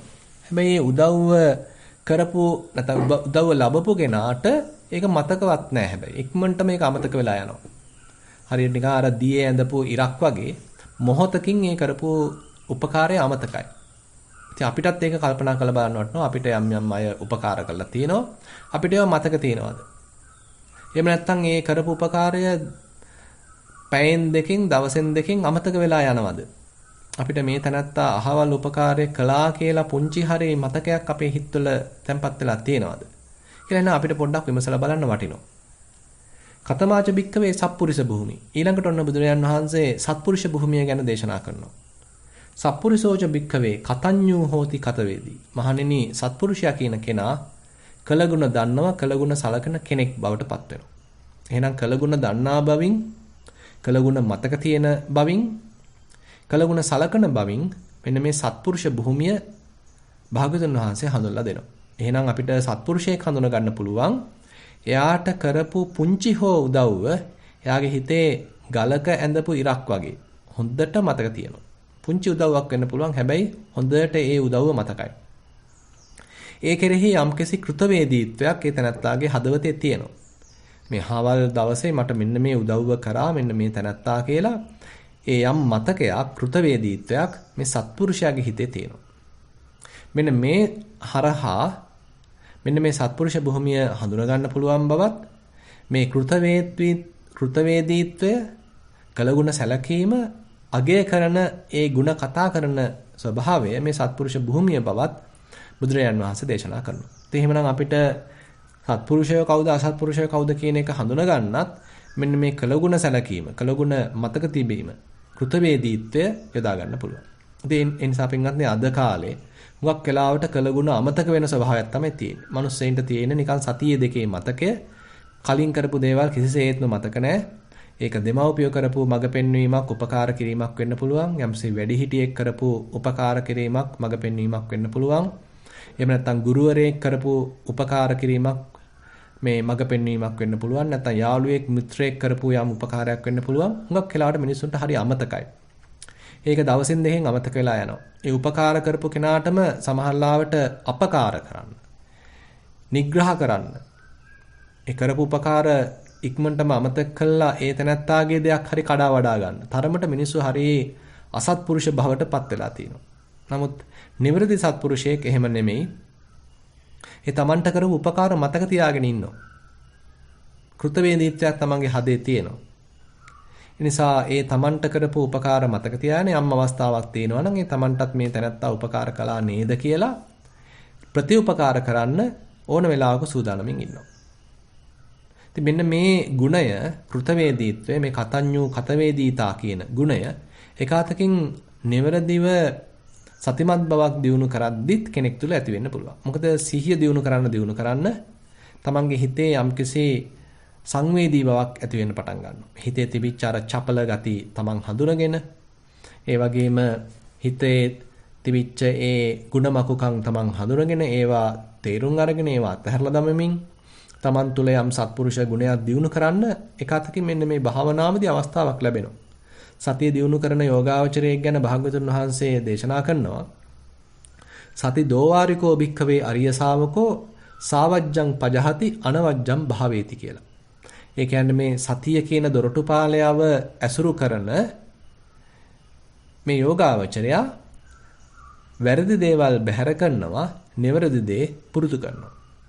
ඉතින් අනුව අපිට තේරෙනවා සතිමත් බව ආදී මේ භාවනාවක් වුණත් යම්ස කෙනෙක් නිවැරදිව දියුණු කරනවා නම් එයා නිවැරදිව එහෙමනම් මේ සතිපත් මේ සම්මා දිට්ඨියට පැමිණෙනවා. ඒකේ එක අංගයක් වශයෙන් එයාගේ හිතේ යම් සංවේදී බවක්, මුරුදු බවක්, මොලොක් බවක්, හොඳට කරපු දේවල් මතක හිටින බවක්, මුල මතක තියෙන බවක් මෙතනත්තා තුළ ඇති වෙනවා. මොකද එළඹ සිට සිහියෙන් වාසය කරන්නේ. එයාට හොඳට මතක ශක්තියක් එහෙනම් පිහිටනවා. මේ ප්‍රകൃතියේ මේ මොහොතේ මේ ලෝකේ ඉන්න බවක් එයා තුළ තියෙනවා. අපි වෙන ලෝකවල ඉඳගෙන හිතින් හදාගත්ත ලෝකවල ඉඳගෙන කටයුතු කරද්දී ඒ අනිත් අය මොන උපකාරය කළත් අපිට මතකවත් හිටින්නේ නැහැ. නමුත් අපි හොඳට ප්‍රകൃතියේ සතියෙන් වාසය කරද්දී සිහියෙන් වාසය කරද්දී අනිත් අය වචනයකින් හරි අපිට උපකාර කරලා තියෙනවා නම් අනිත් අය පුංචි දෙයකින් හරි අපිට උපකාර කරලා තියෙනවා නම් අවවාදයකින් උපකාර කරලා තියෙනවා නම් මිල මුදලකින් උපකාර කළා තියෙනවා නම්, තමන්ගේ ශ්‍රමයකින් උපකාර කළා තියෙනවා නම්, ඒ හැම දෙයක්ම හොඳට මතක තියෙන ගතියක්, ඒ කෙරෙහි යම්කිසි කෘතවේදීත්වයක් අපේ හදවත් තුළ රැඳෙනවා. ඒ නිසා සතිය දියුණු කිරීමේ එක පැත්තක් වශයෙන් කතඤ්ඤෝ කතවේදීතාව, ඒ තමන් තුළ තියෙන ඒ කෘතවේදීත්වය හඳුනා ගන්න පුළුවන්. ඉතින් එතකොට අපිට තේරෙනවා මේ සම්මා දිට්ඨියේ තවත් පැත්තක් වශයෙන් බුදුරජාන් වහන්සේ මේ දෙමව්පියන්ට සැලකීම, වැඩිහිටියන්ට සැලකීම, තමන්ට උපකාර කරපු මිත්‍රයින්ට, කල්යාණ මිත්‍රයින්ට සැලකීම, මේ කෘතවේදීත්වය මතක් කරලා දෙනවා. ඊට පස්සේ අපි එනවා අත්ති සත්තා ඕපපාතිකා කියන ඊළඟ කොටසට. මේ ඕපපාතිකව පහළ වෙන සත්වයන් ඉන්නවා කියන කාරණාව. ඒ කියන්නේ අපි දන්නවා මේ මනුස්ස ලෝකේ නම්, තිරිසන් ලෝකේ නම් එහෙම එකක් නැහැ. මේ එක්කෝ මේ මිනිස්සයෝ නැත්තම් සත්වයෝ මේ මව් කුස තුළ තමයි පිරිසඳගෙන ක්‍රමානුකූලව වර්ධනය වෙලා මව් කුසින් බිහි වෙන ස්වභාවයක් තමයි තියෙන්නේ. තිරිසන් සතුත් එක්කෝ මව් කුසින් බිහි වෙනවා, එහෙම නැත්තම් අණ්ඩජ වශයෙන් මේ බිත්තර වලින් හට ගන්නවා. නමුත් ඕපපාතිකව එක පාටම සියලු අංග ප්‍රත්‍යංගයන් සහිතව සම්පූර්ණ වෙච්ච ශරීරයක් සහිතව පහළ වෙන සත්වයන් ඉන්නවා කියලා මෙතෙන්දී බුදුරජාණන් වහන්සේ දේශනා කරනවා. ඉතින් එතකොට මෙතනත් ඇත්තටම අර දිව්‍ය ලෝක බ්‍රහ්ම ලෝකවල ඒ පහළ වීම තමයි සඳහන් වෙන්නේ. ඒ කියන්නේ අපිට තාම මේවා නොපෙනුනාට ඒ කර්මානුරූපව ඒ අයගේ තියෙන කුසල කර්ම වල ශක්තිය අනුව ඒ දිව්‍ය ලෝකවල බ්‍රහ්ම ලෝකවල ඕපපාතිකව පහළ වීමේ හැකියාව තියෙනවා. ඒ වගේමයි අපායවලත් ඕපපාතිකව තමයි පහළ වෙනවා කියලා කියන්නේ. ඒ කරපු අකුසල කර්මයේ තියෙන ශක්තිය අනුව ඕපපාතිකව අපායෙත් පහළ වෙනවා කියලා කියනවා. ඒ නිසා අපිට මේ මනුස්ස ලෝකයේ ගැන තියෙන ඒ පටු දෘෂ්ටියෙන් පොඩ්ඩක් බැහැර වෙලා තවත් ටිකක් මෙන්න මේ වගේ පැති තියෙනවා මේ ලෝකේ කියලා එවන හිතා ගන්න මේ ප්‍රකාශ එක අතකින් උදව් වෙනවා. ඊට පස්සේ බුදුරජාණන් වහන්සේ අන්තිමට මේ සම්මා දිට්ඨියේ ලෞකික සම්මා දිට්ඨියේ පැත්තක් දේශනා කරනවා. අත්ති ලෝකේ සමන බ්‍රාහ්මනා සම්මග්ගතා සම්මා පටිපන්නා යේ ඉමංච ලෝකං පරංච ලෝකං සයං අභිඤ්ඤා සච්චිකත්වා පවේදෙන්ති इति. ඒ කියන්නේ මේ යම් ශ්‍රමණ බ්‍රාහ්මණයෝ ඉන්නවා යහපත් මාර්ගයට පිළිපන්, යහපත් මාර්ගයට පිවිසිච්ච යම් ශ්‍රමණ බ්‍රාහ්මණයෝ ඉන්නවා. ඒ අය මෙලවත් පරලොවත් හොඳින් තමන්ගේ ඍජු නුවණකින් සාක්ෂාත් කරගෙන දැනගෙන ඒ අය දේශනා කරනවා. දැන් මෙන්න මෙතන ඇත්තටම ඉඟියක් තියෙනවා ආධ්‍යාත්මික ජීවිතයක් කෙරෙහි. ඒ වගේමයි මෙතන යම් ඉඟියක් තියෙනවා ලෝකෝත්තර සම්මාදිට්ඨියක් කෙරෙහි. එතකොට මෙතෙක් වෙලා ඇත්තටම බුදුරජාන් වහන්සේ කර්මය ගැන, කර්මය හා කර්මඵලය ඇදහිීම ගැන, ඒ වගේම දානය ගැන, ඒ වගේම පුනර්භවය ගැන, ඒ වගේම දෙමෝපියන්ට සැලකීම, කළගුණ සැලකීම වගේ ගුණවත් ධර්මයන් ගැන, ඒ වගේම දිව්‍ය ලෝක, බ්‍රහ්ම ලෝක ආදී මේ කරුණා රසක් ගැන බුදුරජාණන් වහන්සේ දේශනා කළා. ඉතින් මේ සියල්ලම මෙලෝ වශයෙන් අපිට යහපත් ජීවිතයක් ගත කරන්න උපකාර වෙනවා. පරලෝ වශයෙන් උත් යහපත් පුනර්භවයක් ලබන්න උපකාර වෙනවා. හැබැයි මෙතන තාම කියුනේ නැහැ මේ තාක් තව ටිකක් එහාට ගිය ආධ්‍යාත්මික ජීවිතයක තියෙන වටිනකම ගැන. අන්න ඒක තමයි දැන් මේ අන්තිම කාරණාවෙන් මතු කරන්නේ. මේ ඔක්කොමත් හරි. හැබැයි අපිට යම් මේ මනුස්ස ජීවිතයක ලබාගත හැකි තවත් පැත්තක් තියෙනවා. ඒ තමයි ආධ්‍යාත්මික ගුණවගාවක් කියන කාරණාව. එහෙම ආධ්‍යාත්මික ගුණවගාවක් කෙරෙහි නැඹුරු වෙච්ච, ඒකෙන් යම් ඵල ප්‍රයෝජන ලබාගත්ත ශ්‍රමණ බ්‍රාහ්මණයෝ ඉන්නවා. ඒ අය නිවැරදි ප්‍රතිපදාවකට අවතීර්ණ වෙලා මෙලොවත් පරලොවත් කෙරෙහි ගැන හොඳින් දැනගෙන, ඒව ගැන හොඳින් සාක්ෂාත් කරගෙන කටයුතු කරනවා, දේශනා කරනවා කියලා. එහෙනම් බුදුරජාණන් වහන්සේ මේ සාමාන්‍ය ලෞකික මට්ටම තුලින් සෑහීමකටපත් වෙන්නේ නැතුව ඉන් එහා පැත්තක් ගැන මෙතෙන්දී ප්‍රකාශ කරනවා. ඉතින් ඒකාතෙන් එතකොට අපිට තේරෙනවා මෙතෙන්දී දැන් බුදුරජාණන් වහන්සේ ලෞකික පැත්ත විතරක් දේශනා කරන්නේ නැතිව මේ සම්මා දිට්ඨියේ අපිව යම් යොමු කිරීමක් කරලා තියෙනවා ලෝකෝත්තර පැත්තකට. මොකද භාග්‍යතුන් වහන්සේත් ඒ ශ්‍රමණ කියන කොටාසෙට තමයි ඈත් වෙන්නේ. දැන් භාග්‍යතුන් වහන්සේ තමන් වහන්සේගේ නුවණින් මේ මෙලවත් පරලොවත් සාක්ෂාත් කළා හොඳින් දැනගෙන තමයි මෙන්න මේකයි කළ යුත්තේ, මෙන්න මේකයි නොකළ යුත්තේ. මෙන්න මේ දේවල් කළොත් මෙලෝ වශයෙන් සුඛ විපාක ලැබෙනවා, හොඳ විපාක ලැබෙනවා. මේ දේවල් කළොත් මෙලෝ වශයෙන්, පරලෝ වශයෙන් අහිතකර විපාක ලැබෙනවා, අසුබ විපාක ලැබෙනවා. මේ සියල්ල අභිභවා යන්න පුළුවන් මාර්ගයකුත් තියෙනවා කියලා අන්න ලෝකෝත්තර මාර්ගයකුත් දේශනා කරනවා. ඉතින් එතකොට අපිට තේරෙනවා මෙතෙන්දී අපි මෙලෝ වශයෙන් කුසල් කිරීම වැදගත් වෙනවා, පරලෝ වශයෙන් උත් ඒක උපකාර වෙනවා. හැබැයි මෙහෙම දිගට සංසාරේ ගමන් කර ඉන්නවා වෙනුවට මේකෙන් මිදෙන්න මාර්ගයකුත් එහෙනම් අපි පොඩ්ඩක් සිතා බැලිය යුතුයි කියන කාරණාවක් ඉඟියක් මේ ප්‍රකාශයේ එනවා. ඉතින් එහෙම කරපු ශ්‍රමණ බ්‍රාහ්මණයෝ ඉන්නවා කියලා කීම තුලින් අපි තුලත් ඒ හැකි සංඥාව මතු කරලා දෙනවා. මොකද අපිටත් එහෙනම් යම්කිසි ඉලමුමක් වෙනවා. මෙහෙම කට්ටිය ඉන්නවා. තාමත් මේ විදිහට ආධ්‍යාත්මික ජීවිතයට නැඹුරු වෙච්ච පිරිසක්, ඒ ආධ්‍යාත්මික ජීවිතයක ප්‍රතිපදාවක යෙදিলা ඒ නිවැරදි දේ අවබෝධ කරගත්ත පිරිසක් ඉන්නවා කියලා ඔන්න බුදුරජාණන් වහන්සේ දේශනා කරනවා. එහෙමනම් මම ඒ ගැනත් යම් අවධානයක් යොමු කළ යුතුයි. මේ ලෝකේ කාලා බීලා කුසල් කරලා විතරක් ඉඳලා හරියන්නේ නැහැ. තවත් වෙන පැතිත් මේ ජීවිතේ තියෙනවා කියලා එහෙනම් එක්තරාන්දමක ආරාධනාවක් අපිට මේ ප්‍රකාශය හරහා කෙරෙනවා. හුඟක් වෙලාවට මිනිස්සුયો මේවා එච්චර හිතන්නේ තමන්ගේ පවුල ගැන කතා කරලා, රටේ ලෝකේ තියෙන දේවල් ගැන කතා කරලා, දේශපාලනය ගැන කතා කරලා, ඉතින් ඒ තමන් හදාගත්ත වැටකොටු මායින් වල හිර වෙලා අවුරුදු 70ක් 80ක් ඕනනම් ජීවත් වෙලා ඊට පස්සේ මැරලා යනවා. ඒ තමන්ගේ මනුස්සකමින් ගන්න පුළුවන් තවත් දියුණුවක් ගැන, ඒ තමන් එද්දි අරන් ආව ආධ්‍යාත්මික ජීවිතය තව සුළුවෙන් හෝ වර්ධනය කරගෙන තමන් මිය යා යුතුයි කියන කාරණාව ගැන එච්චර හිතන්නේ නැහැ.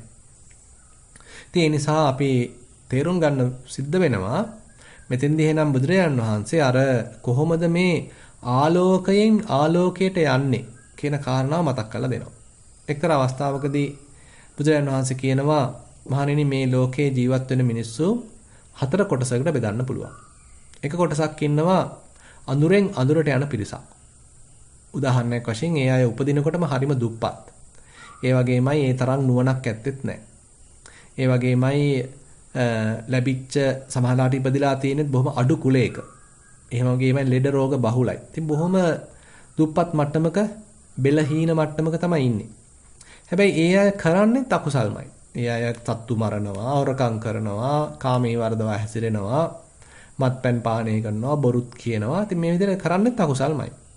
ඒකට මැරිලා ගිහිල්ලා උපදින්නෙත් ආයෙත් ඊටත් වඩා කලින් හිටියටත් වඩා බොහොම පහත් තැනක. ඒ නිසා අඳුරෙන් අඳුරට යන පිරිසක් මේ ලෝකේ ජීවත් වෙනවා කියලා බුදුරජාණන් වහන්සේ දේශනා කරනවා. ඒ වගේමයි අඳුරෙන් ආලෝකයට යන පිරිසකුත් මේ ලෝකේ ජීවත් වෙනවා. ඇතම් කෙනෙක් උපදිනකොට දුප්පත්, සමහරවල් ලෙඩ රෝග තියෙනවා. ඒ තරම්ම උසස් කුලයකත් නෙමෙයි ඉපදිලා ඉන්නේ. හැබැයි ඒ අය කුසල් කරන්න උත්සාහන්ත වෙනවා. තමන්ගේ ශක්තිපමණින් කුසලයට නැඹුරු වෙලා කටයුතු කරනවා. ඒ වගේමයි නුවණ දියුණු කරගන්නත් උත්සාහන්ත වෙනවා. යහපත් දේවල් කරන්න උත්සාහන්ත වෙනවා. දහමකට නැඹුරු වෙලා සීලයක් ආරක්ෂා කරන්න උත්සාහන්ත වෙනවා. භාවනාවක් කරන්න උත්සාහන්ත වෙනවා. ඒ මුදල් හදල් මොමනා නැහැ මේ කුසල් කරන්න. ඊට වඩා තමන්ගේ ආධ්‍යාත්මික දියුණුවක් ඇති කරගන්න පුළුවන් ක්‍රම තියෙනවා කියලා තේරුම් අරගෙන ඒ අය මේ තමන් මේ වැටිලා ඉන්න ආගාධයෙන් ගැලවෙන්න, සංසාර දුකින් අත මිදෙන්න යම් ප්‍රයත්නයක් දරනවා. අන්න බුදුරජාන් වහන්සේ කියනවා අන්න ඒ පිරිස අඳුරෙන් ආලෝකයට යන පිරිසක්. ඒ වගේමයි මේ ලෝකේ ඉන්නවා ආලෝකයෙන් අඳුරට යන පිරිසක්. ඇතම් කෙනෙක් උපදිනකොට බොහොම පොහොසත්. ඒ වගේමයි බොහොම වත් පොහොසත්කම් තියෙනවා, බලපුලුවන්කාරකම් තියෙනවා, කාය ශක්තිය තියෙනවා, සුරූපී බවක් තියෙනවා. ඒ වගේම උසස් කුලයක ඉපදිලක් තියෙන්නේ. ඉතින් හැම දෙයක්ම තියෙනවා. උපදිනකොට මේ සියල්ල ලැබිලා තියෙනවා. හැබැයි ගත කරන්නේ බොහොම අසත්පුරුෂ විදිහට. අනිත් අයට කිසි උදව්වක් කරන්නේ නැහැ. තමන්ගේ නුවණ දියුණු කරගන්න උත්සාහන්ත වෙන්නේ නැහැ. දානයක්, සීලයක් ආරක්ෂා කරන්න උත්සාහයක් කරන්නේ නැහැ. බණක් භාවනාවක් කරන්න උත්සාහයක් නැහැ. ඒ තමන් ලැබපු දේවල් පුළුවන් තරම් කාබාසිනියා කරමින්, බොහොම කෙලි දෙලෙන් කටයුතු කරමින්, ඒ අකුසල් කරමින්, සතුන් මරමින්, හොරකම් කරමින්, කාමමිත්‍යාචාරයේ හැසිරෙමින්, රහමෙර පානය කරමින් කටයුතු කරනවා. ඉතින් එතකොට ආලෝකයෙන් අඳුරටයි ගමන් කරන්නේ. Tamanට කලින් තිබුණා මේ පෙර කුසල ශක්තිය නිසා ලැබිච්ච හොඳ ප්‍රභාවත් ජීවිතයක්. හැබැයි නමුත් දැන් වර්තමානයේ කරන්නේ අඳුරට යන කටයුතු තමයි කරන්නේ. අන්න ඒ වගේ ආලෝකයෙන් අඳුරට යන පිරිසක් මේ ලෝකේ ජීවත් වෙනවා කියලා බුදුහාමුදුරුවෝ කියනවා. ඒ වගේමයි තවත් පිරිසක් ඉන්නවා ආලෝකයෙන් ආලෝකයට ගමන් කරනවා. ඒ අය උපදිනකොට බොහොම පොහොසත් තැනක ඉපදලා ඉන්නවා, වත් පොහොසත්කම් තියෙනවා, ಗುಣ නුවණ තියෙනවා. ඒ වගේමයි හොඳ උසස් කුලයක සමාලාට ඉපදලා තියෙන්නේ. ඒ Tamanට ලැබිලා තියෙන වත් පොහොසත්කම්, ඒ හැකියාවන්, කුසලතාවයන්, ඒ උසස් තැන් මේ කිසිවක් අනුන්ව තලා පෙලන්න පාවිච්චි කරන්නේ නැහැ. තමන්වත් ආගාදයට ඇදලා දාන්න පාවිච්චි කරන්නේ ඒ වෙනුවට තව තමන්ගේ තියෙන ශ්‍රද්ධාව වර්ධනය කරගන්න. තමන්ගේ මේ දැනට තියෙන නුවණ තව වර්ධනය කරගන්න. තවදුරටත් තමන්ව කුසලයෙන් පෝෂණය කරගන්න. තමන්ගේ ආධ්‍යාත්මික දියුණුවක් තව වර්ධනය කරගන්න ඒ අය උත්සාහන්ත වෙනවා. ඉතින් අන්න ඒ අය ගැන බුදුරජාන් වහන්සේ දේශනා කරන්නේ ආලෝකයෙන් ආලෝකයට ගමන් කරන පිරිසක් වශයෙන්. ඒ නිසා පින්වත්නි අපිත් තේරුම් ගන්න වටිනවා අපි කොයි ගොඩේද දැන් ඉන්නේ කියලා. එහෙනම් අපි මෙන්න මේ කොටස් දෙකක ඒ කියන්නේ අඳුරේ ඉඳලා ආලෝකයට යන පිරිසක් හෝ ආලෝකයේ ඉඳලා ආලෝකයට යන පිරිසක් වෙන්න අපි එහෙනම් අදිෂ්ඨාන තබා ගන්න වටිනවා. ඉතින් එතකොට මෙන්න මේ ලෞකික සම්මා දිට්ඨියේදී බුදුරජාණන් වහන්සේ පැති කීපයක් අපිට දේශනා කරනවා. ඒවා කෙරෙහි අපේ අවධානය යොමු වෙන්න අවශ්‍යයි. ඉතින් එතකොට ලෞකික සම්මාදිට්ඨියක තියෙන ඒ කර්මය කර්මඵලය ඇදහිීම විශේෂයෙන්ම මතු කළා දීලා ඊට පස්සේ ලෝකෝත්තර සම්මාදිට්ඨිය කෙරෙහි අපි තුල යම් කිසි බලාපොරොත්තුවක් දල්වලා බුදුරජාන් වහන්සේ මේ ලෞකික සම්මාදිට්ඨිය දේශනා කළා තියෙනවා. ඉතින් අපිත් මේ කරුණ කාරණා තේරුම් අරගෙන අපේ ජීවිතවලට මේ භාගතුන් වහන්සේ පෙන්වන මාර්ගය තවදුරටත් ඇති කරගෙන ඒකෙන් යම්කිසි ආලෝකයක් ලබාගෙන ගුරුහරුකමක් ලබාගෙන අපේ ජීවිතත් සත්පුරුෂ භූමියක පිහිටුවා ගන්න අපි උත්සාහවන්ත වෙමු. ඒ සඳහා මඟ පෙන්වීමක්, දිරිගැන්වීමක් අද දින ධර්මදේශනාවෙන් සිදු වේවා කියලා ප්‍රාර්ථනා කරමින් අද ධර්මදේශනාව අවසන් කරනවා. සිළු දෙනාටම තෙරුවන් සරණයි. හොඳයි පින්වත්නි, අපි ධර්මදේශනාව අවසානයේ මේ පින්වතුන්ට ධර්මදේශනාව ඇසුරෙන් යම්කිසි ප්‍රශ්නයක් පැන නැගුණා නම් එහෙමත් නැත්නම් මේකට තව එකතු කළ යුතු යම් කාරණා Tamanට වැටහෙනවා නම් ඒ සඳහා අවස්ථාව ගන්න කියලා මම ආරාධනා කරනවා. රාණි රාජපක්ෂ යන්ට මයික් එක අන්මියුට් කරා කතා කරන්න පුළුවන්. අතිගෞරවනීය ස්වාමීන් වහන්සේ. කියන්න ඇහෙනවා. ස්වාමීන් වහන්සේ ඔබ වහන්සේගේ පාද නමස්කාර කරමින් මම කරුණු ඉතියක් විසඳා ගන්න ඔබ වහන්සේට ඉදිරිපත් කරන්නේ. ඔව්. පළවෙනි එක මම පළවෙනි ඉදවන් ගන්නේ මම හිතන්නේ මේක මේ ලෝකෝත්තර සම්මාදිට්ඨියට වඩා බරයිද කියලා මට හිතෙනවා. ස්වාමීන් වහන්සේගේ කච්චාන දුක්ඛ සූත්‍රයේ කියන හැටියට උපය උපාදාන අධිෂ්ඨාන අභිනිවේෂ ඒක තනිකරම මේ ලෝකෝත්තර සම්මාදිට්ඨිය ගැන තමයි කියවෙන්නේ. ඒක මම ඉස්සරහට විස්තර කරන්න ඉන්නවා. ඔව් කල් දාන එක හොඳයි.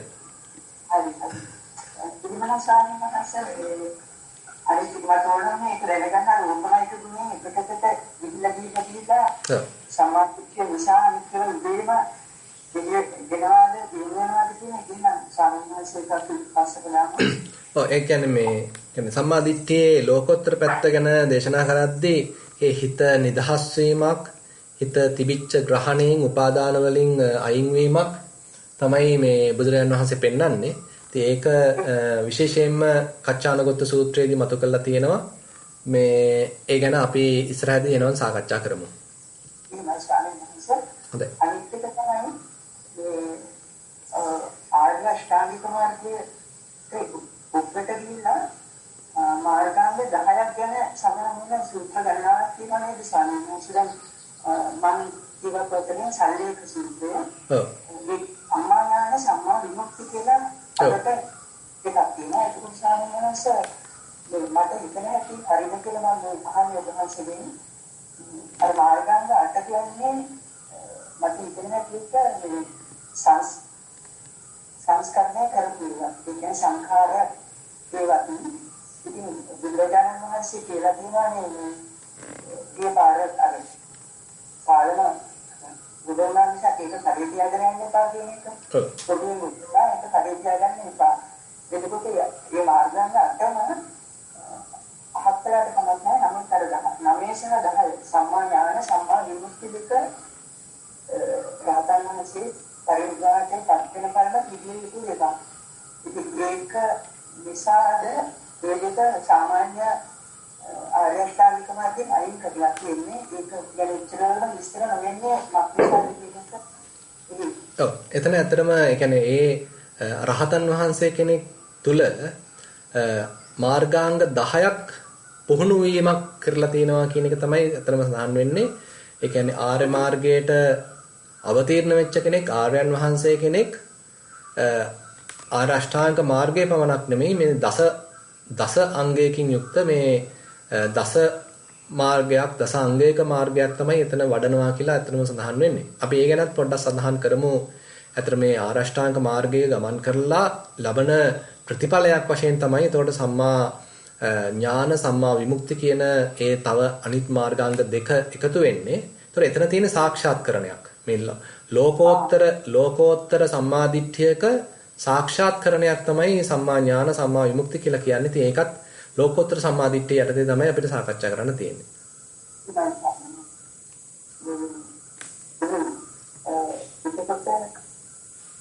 දෙකෙන්ට කියන්නේ අදාළ නිමක් නැතිවසේ මම පළවෙනි පස්සට දාලා විතරක් තමයි වොක්ෂන් දෙක පිළිබඳව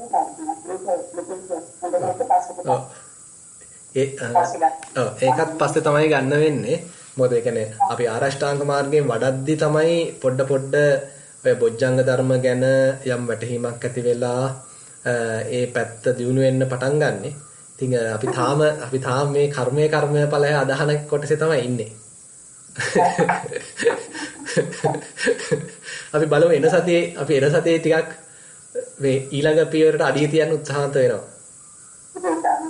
දැන් අපි මේ අසත්පුරුෂ භූමියේ ඉඳලා යන්තම් ඔන්න දැන් සත්පුරුෂ භූමියට ආවා.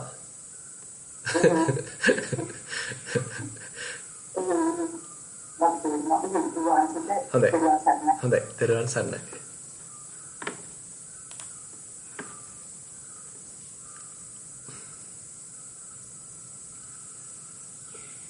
ඊළඟ අවස්ථාව අරුණ මානතුංග මහතාට හම් වෙනවා. ප්‍රශ්න ඉදිරිපත් කරන්න. තෙරුවන් සරණයි ස්වාමීන් වහන්සේ.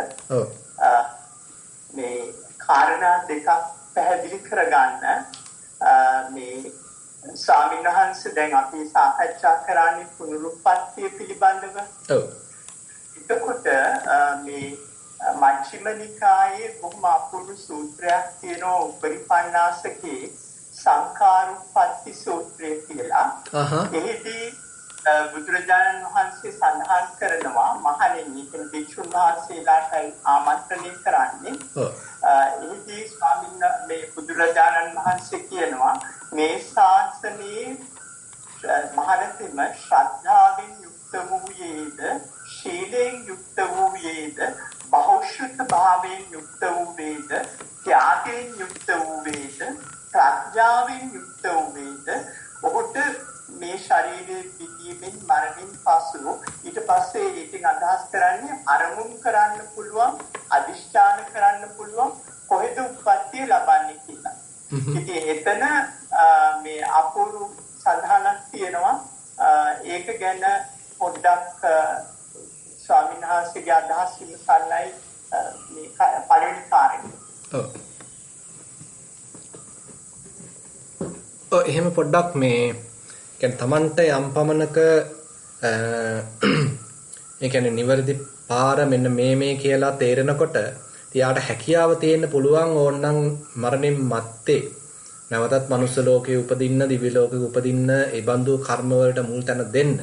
හැබැයි ඉතින් තව යාගේ හිත දියුණු වෙන්න යා එතනක් තියෙන නිෂ්ඵලත්වයේ තේරුම් අරගෙන ඉන් එහාට යන්න නැත්නම් අරූප භවයක උපදින්න රූප භවයක උපදින්න සමානට හිතේ පහළ වෙන්න ඉඩ තියෙනවා. ඉන්නුත් එහා ගිහිලා මේකෙත් ඇති වැඩක් නැහැ මේකත් බොහොම తాවකාලිකයි මෙච්චර කොච්චර කාලයක් හිටියත් ආයෙත් මේවට එන්න ඉඩ තියෙනවා කියලා අන්න එතනිනුත් ගැලවිලා නිවන් මාර්ගයට පිවිසෙන්න ඒ කෙරෙහි හැල්මක් ඇති කරගන්න පුනර්භවය නවත්වන්න එතෙන්දිත් යම්කිසි මාර්ගයක් තියෙනවා. දැන් ඔය තවත් අවස්ථාවකදී බුදුරජාණන් වහන්සේ සඳහන් කරනවා පුනක් කියන්නේ මේ නැවත නැවත මේ පුනර්භවයට පැමිණීම තමයි සාමාන්‍යයෙන් සිද්ධ වෙන්නේ. මේ ඒ භවයෙන් මේ භවයට මේ භවයෙන් තව භවයකට මේ විදිහට දිගින් දිගට ඒ භවයෙන් භවයට ගමන් කිරීමක් සිද්ධ වෙනවා. හැබැයි මග්ගංච ලබ්ධා අපුනබ්බ භාවය න පුනබ්බවං ආයතින් භූරි පඤ්ඤෝ කියලා මේ බුදුරජාණන් වහන්සේ පෙන්වනවා. හැබැයි යම්සි කෙනෙක් මේ පුනර්භවය නැති කරන පුනර්භවය දුරු කරන මාර්ගය ලැබුවා නම් ඒ කෙරෙහි අවබෝධයක් ලැබුවා නම් අන්න ඒ තැනත්තා නැවතත් මේ පුනර්භවයට එන්නේ නැහැ. නොපැමිණීම පිණිස කටයුතු කරනවා. ඒ බුහුරි පඤ්ඤෝ කියලා කියන්නේ ගැඹුරු ප්‍රඥාවක් තියෙන ඒ තැනත්තා මේ පුනර්භවය දුරු කරන්න උත්සාහන්ත වෙනවා. ඒ නිසා දැන් අරුණ මහත්තයා කියන වගේ අර තමන් තුළ හැකියාවන් කුසලතාවයන් කුසල් පක්ෂය වර්ධනය කරගෙන යනකොට මේ ඕන තැනකට යන්න පුළුවන් ගතියක් මෙයාට ටිකක් වැටහෙන්න ඉඩ තියෙනවා. හැබැයි ඉතින් එයා තව උත්සාහන්ත වෙන්න තියෙන මේක නවත්තලා දාන්න. නේද? ඒ වගේම ස්වාමීන් වහන්සේ අපි තව මට හිතෙන හැටියට දැන් අපි මොකටම ආර්ය භූමියටපත් නොවෙන්නට පුළුවන්. මැරෙන්න ඉස්සෙල්ලා. ඔව්. ඉතින් එතකොට මේ හැකියාව ත්‍යාගී සිටීම දැන් හැමදෙනාම මෙතන ඉන්න පිරිස අපි කවුරුණත් ආර්ය භූමියට මැරෙන්න ඉස්සෙල්ලා මේ ආත්මෙපත් වෙන්න බැරි වුණොත් ඊළඟට අපිට මේ කියන සූත්‍රය පාවිච්චි කරලා අපිට පුළුවන් හොඳ දෙමව්පියෝ ලබන්න, හොඳ මනුෂ්‍යාත්මයක් සෞඛ්‍ය සම්පන්නව ලබන්න, ඒ වගේම මේ සද්ධර්මයේ අහන්න සැලසෙන ඒ විදිහේ උප්පත්තිය ප්‍රාර්ථනා කරලා අදිෂ්ඨාන කරලා ගන්න පුළුවන් දේ ත්‍යාගන සිටීම මේ ප්‍රයෝජනවත් වෙන්න පුළුවන් අපිට මේ ආත්මීය ආර්ය භාවයක් ලබන්න බැරි වුණා. ඔව් ඒක ඉතින් එහෙම කියන්න පුළුවන්. මොකද ඉතින් එතන තියෙන ලෞකික සම්මා දිට්ඨිය තියෙන්නේ අර කෙනෙක් ඉන්නවා පුජ්‍යලයක් ඉන්නවා. ඉතින් අර ඔය වගේ සංකල්පයක්නේ අර පින්පොත කියවීම වගේ දේවල් වලත් තියෙන්නේ. දැන් අපි කරපු කුසල් මතක තියාගෙන ඉඳලා ඒක මෙනෙහි කරනවා. එතකොට තව කුසල් වර්ධනය වෙනවා. ඉතින් එතකොට අර ඒකයි ඒක ආශ්‍රව සහිතයි කියලා කියන්නේ. ඉතින් අපි මෙතෙක් කතා කරපු දේවල් තුල යම්සේ අවිද්‍යාවක් ගැබ් වෙලා තියෙනවා. මොකද අපි මෙතන කෙනෙක් ඉන්න බවක්, පුජ්‍යලයක් ඉන්න බවක්, මේ සියලු දේවල් තියෙන බවක් තමයි ඉතින් ඇත්තටම මෙතනින් ප්‍රකාශ වෙන්නේ. ඒ නිසා මෙතන ගැඹුරින් බැලුවාම ආශ්‍රව සහිත බවක් තියෙනවා. ඉතින් එතකොට දිගට යෑමක් මෙතන ඉන්න ආත්මීය ස්වභාවයක් මෙතන පොඩ්ඩක් අන්තර්ගත වෙනවා.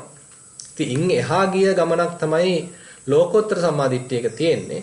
ඉතින් එතෙන්ට එන්න බෑ මෙතන අපි පිළිටලවත් නැත්තම්. සම්පූර්ණ අසත්පුරුෂ භූමියක ඉඳලා කෙලින්ම ඒ අසත්පුරුෂ භූමියේ ඉඳගෙනම ලෝකෝත්තර සම්මාදිට්ඨියකට යන්න බෑ.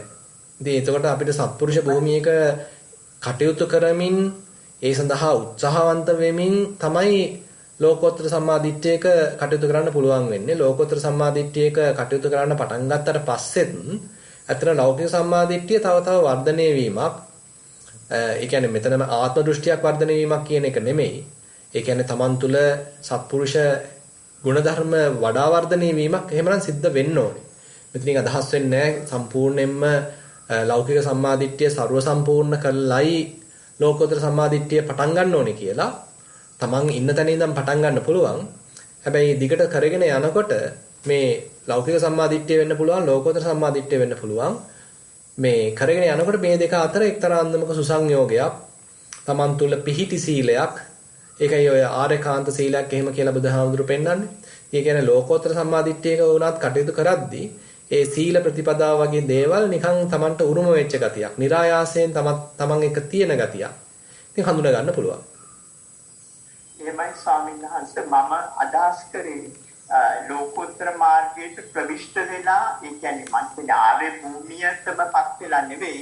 නමුත් මාර්ගයේ ගමන් කරන පුද්ගලයන්ට ඒතකොට දැන් සාමාන්‍යයෙන් කියන අදහසක් මේ අපේ සමාජයේ මේ අන්තිමට ඇතිවෙන මේ චිත්තය මත තමයි ඊළඟ උප්පත්තිය ඇති වෙන්නේ කියලා. ඒතකොට බැරි වෙලාවක් කරපු නරක දෙයක් මතක් වුණොත් කියලා ඇතැම් බොහෝ දෙනෙකුට බයක් තියෙන්න පුළුවන්. නමුත් දැන් මේ සූත්‍රය අනුව අපිට ශක්තියක් ගන්න පුළුවන්. අපිට පුළුවන්කමක් තියෙනවා අපි නියම ආකාරයට ආකාරයට ආර්ය මාර්ගයේ දියුණු කරනවා නම් අපිට මේ ආර්ය තත්ත්වයටපත් වෙන්න බැරි වුණොත් අපිට මේ ශක්තියක් තියෙනවා තව මේ පල්හා තත්ත්වයකට යන්නේ නැතිව ඒ වගේම chance එක කියන දෙයට ඉඩ දෙන්නේ නැතුව අපිට යම්කිසි හසුරුවා ගැනීමක් කිරීමේ ශක්තියක් තියෙනවා දෙනවා. ඒක එහෙම තමයි. ඒ කියන්නේ එකාතකින් මෙතෙන්දී යම්කිසි ඉලක්කයක් ලැබලා දීලා තියෙනවා. දැන් මෙතෙන්දී කියන්නේ යම්සි කෙනෙක් තුල ශ්‍රද්ධාව තියෙනවා, එයා ශ්‍රද්ධාව දියුණු කරනවා, සීලය තියෙනවා, සීලය තව දියුණු කරනවා. ඒ වගේම ත්‍යාගය තියෙනවා, එයා ඒ කියන්නේ බොහොම ත්‍යාගශීලීව කටයුතු කරනවා, ප්‍රඥාව තියෙනවා, ප්‍රඥාව දියුණු කරනවා. ඉතින් එහෙම කරගෙන යනකොට එයාට තේරෙනවා මේ මං ඉන්න මට්ටමට වඩා මෙන්න මේ අහවල් කුලය, කැත් කුලය ඔන්න උසස් කුලයක්. එහෙම නැත්නම් බ්‍රාහ්මණ කුලය උසස් කුලයක්. මම ඒ බඳු කුලයක උපදින්න ඕනේ ඊළඟ භවයේදී. කියලා නිකන් අර තමන්ගේ හිතට යම්කිසි අදිෂ්ඨානයක් එල්ලයක් ලබා දෙනවා. ඉතින් ඒ බඳු තැනක උපදින්න නම් මේ තව එහෙනම් තමන් කුසල් කරන්න ඕනේ. තව වර්ධනය වෙන්න ඕනේ කියලා අන්න ඒ එල්ලය තියාගෙන තමන් යන ගතියක් තියෙනවා. ඉතින් එතකොට බුදුහාමුදුරු කියනවා ඒ තමන්ගේ අදිෂ්ඨානය ඉෂ්ට වෙනවා. ඒක සාර්ථක වෙනවා. ඉතින් එතකොට මේ සූත්‍රයේදී මේ කවුද අරුණ මන්තුංග මහත්තයා කිව්වේ සංඛාරෝප්පත්ති සූත්‍රයේදී එතකොට ඒ කුසල් කරන තැනැත්තා යම්සි අනාගත භවයන් කෙරෙහි යම් එල්ලයක් තියාගෙන ඒ කුසල් කිරීම තුලින් ඒක සාර්ථක වෙන්න පුළුවන් බවක් මෙතකින් හැඟෙනවා. ඉතින් ඒක ලෞකික සම්මාදිට්ඨියේ ඒක කොටසක් කියලා අපිට හඳුනා ගන්න පුළුවන්. ඉතින් මේ සූත්‍රයේම හැබැයි බුදුරජාණන් වහන්සේ එතනින් ඉවර කළා නැහැ. ඒකේ අන්තිමට යන්නේ මේකෙත් මේ ආශ්‍රවයන් ඡය කරන පැත්තකට තමයි යොමු කරලා තියෙන්නේ.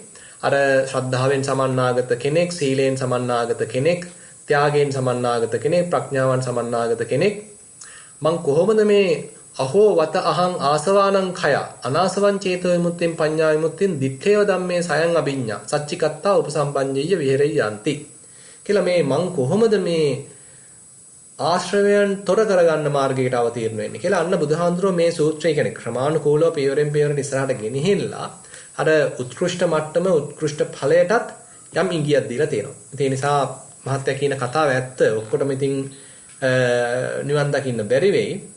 ඉතින් මේ දෙපැත්තම මේ අපි ඉතින් සමබර කරගෙන යන්න තමයි තියෙන්නේ නේද? එහෙමයි. ඒ කියන්නේ අපිට මම ඒක විශේෂයෙන් සඳහන් කරේ අර තියෙන බය බොහෝ දෙනෙකුට බයක් තිබුණා මට අන්තිමට සිහි වෙන දේ අනුව උපත්ය වේවි. නමුත් අපි මාර්ගයේ දිගට යනකොට අපේ ඇති ශක්තිය මත අපි තුල ඉන්න බයක් ඇති කරගන්න ඕනේ. ඒ වගේම මේවා ඕන ඒ කියන්නේ අපිට අවශ්‍යකමක් නැහැ කොහොමදවත් ආය උපත්යක් ලබන්න. නමුත් ඒකට ඉඳ තියාගෙන කටයුතු කරගෙන එන්න පිරිසිදු කරගෙන ඉදිරියට යන මාර්ගයක් වගේ දෙයක් තමයි මම අදහස් කරන්න බැරිනේ. ඒකයි ස්වාමීන් වහන්සේ. දෙවෙනි කාරණය දැන් අපි මේක ඊයේ පෙරේදා කට්ටියක් එක සාකච්ඡාවකදී කෙනෙක් කියපු දෙයක්. දැන් දෙමෝපියන්ට සලකන්න කලගුණ සලකන්නට මේ යහමඟට ගන්නට ඒ කට්ටිය ධර්ම මාර්ගයේ යන කට්ටිය. ඉතින් දෙමෝපියෝ ධර්ම මාර්ගයේ යන්නේ නැහැ. ඒකෙන්දී ඒගොල්ලන්ගේ අතර බොහොම සියුම් ගැටීමක් ඇති වෙනවා. අනේ මේ දෙමෝපියෝ මාන කොච්චර කරත් මේක හරියන්නේ නැහැ කියලා හිත තුළ යාගේ ඉතාම සියුම් ද්වේෂයක් ඇති වෙනවා. එතකොට ඒක මතු කරන්න හැදුවේ දැන් අපි දෙමෝපියන්ට කලගුණ සලකන්නට ඕන. නමුත් ඒ කරන එක බොහොම උපායශීලීව කරන්න ඕනේ. නැත්නම් ඒ තුලින් අපි අපේ මනස මේ නරක කරගන්න තත්යකට එන්න පුළුවන්. අකුසල පක්ෂය වර්ධනය වෙන තත්යකට එන්න පුළුවන්.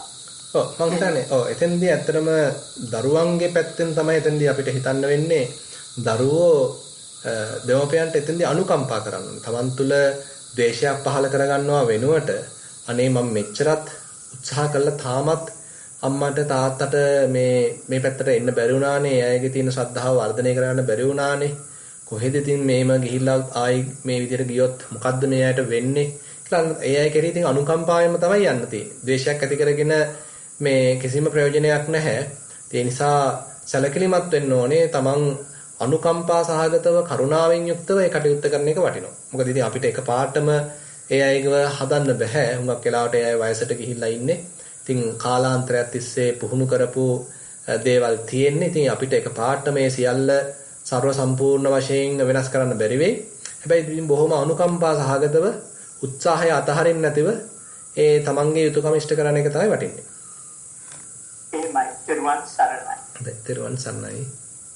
ඊළඟ අවස්ථාව ආනන්ද ලොකුගේ මහතාට ලැබෙනවා. ඔබගේ පැනේ ඉදිරිපත් කරන්න.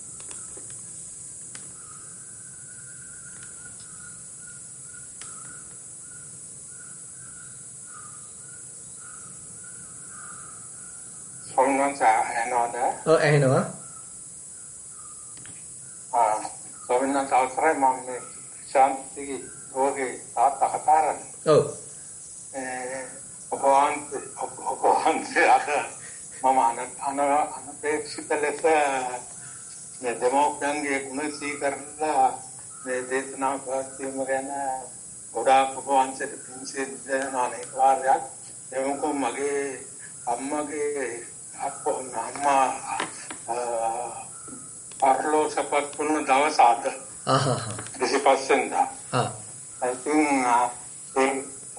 ඉතින් අම්මට පින් අනුමෝදන් කරලා අද මේ වික්ටෝරියා වැඩි නිවාසේ දානයක් දෙනවා අම්මා නැති එක්කදා ඉඳන් 1984 ඉඳලා ගාලුපාරේ මොරටුවේ වික්ටෝරියා නිවාසේ ඊයේ මනදේශනාවෙන් පින් අනුමෝදන් කෙරුවා. මම මේ බලාපොරොත්තු වුණාට විශේෂයෙන් වහන්සේගේ දේශනෙනුත් අවසානයේදී අම්මට පින් අනුමෝදන් කරන්න. ඉතින් අද රාත්‍රියේ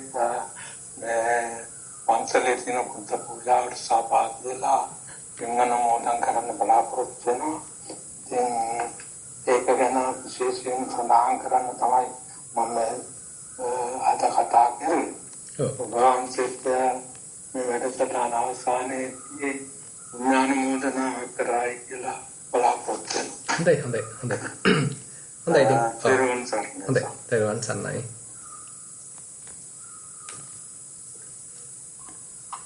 ඊළඟ අනිත් එක ඔව් කියන්න.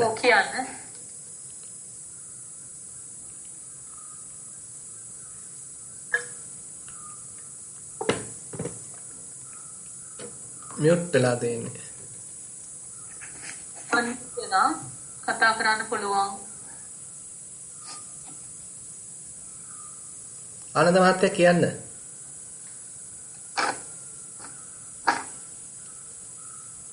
ආනන්ද මහත්තයා කියන්න.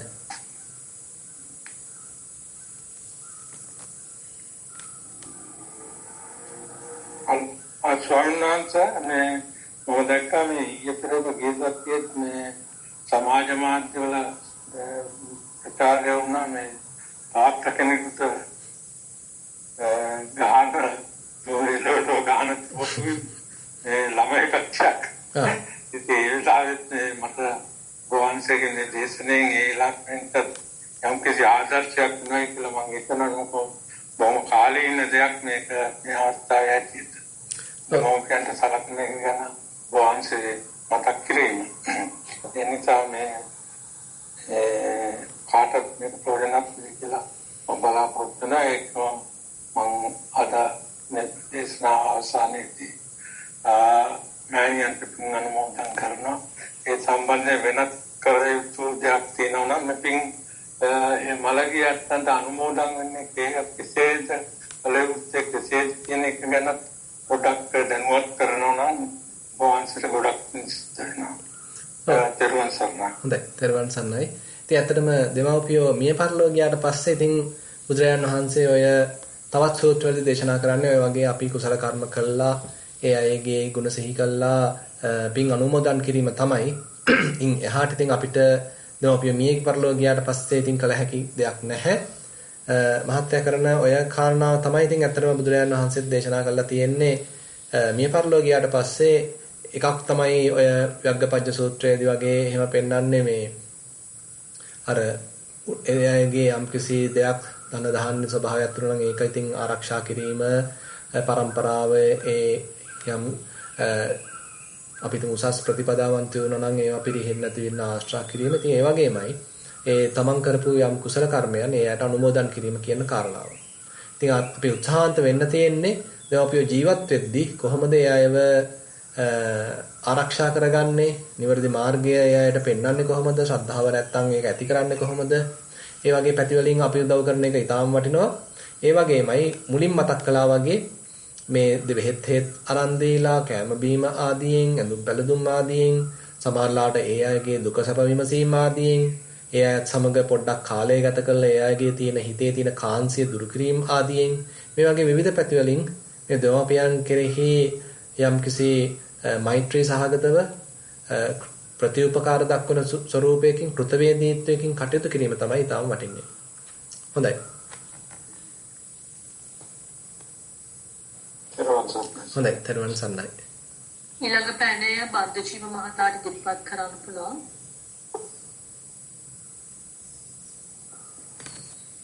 තෙරුවන් සරණයි ස්වාමීන් වහන්සේ. හොඳයි, තෙරුවන් සරණයි.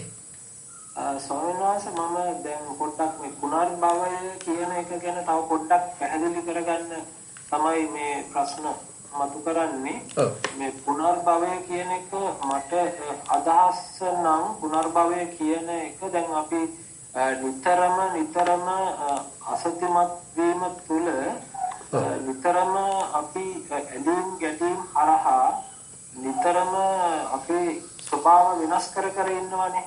එතකොට ඒකටත් අපි මේ භවය කියන එක පාවිච්චි කරනවද? එහෙම නැත්නම් මරණ මොහොතේදී ඇතිවන මේ කය අතරලා ගිහිල්ලා අලුත් තනක් අල්ලා ගැනීම සඳහා පමණද පුනර්භවය කියන එක වචනේ පාවිච්චි කරන්න කියන එක පොඩ්ඩක් පැහැදිලි කරගන්න. ඇත්තට මෙතෙන්දී අපිට මෙතෙන්ට යන්න වෙනවා භව තණ්හාව කියන වචනේ පොඩ්ඩක් ඉස්සරහට ගන්න වෙනවා.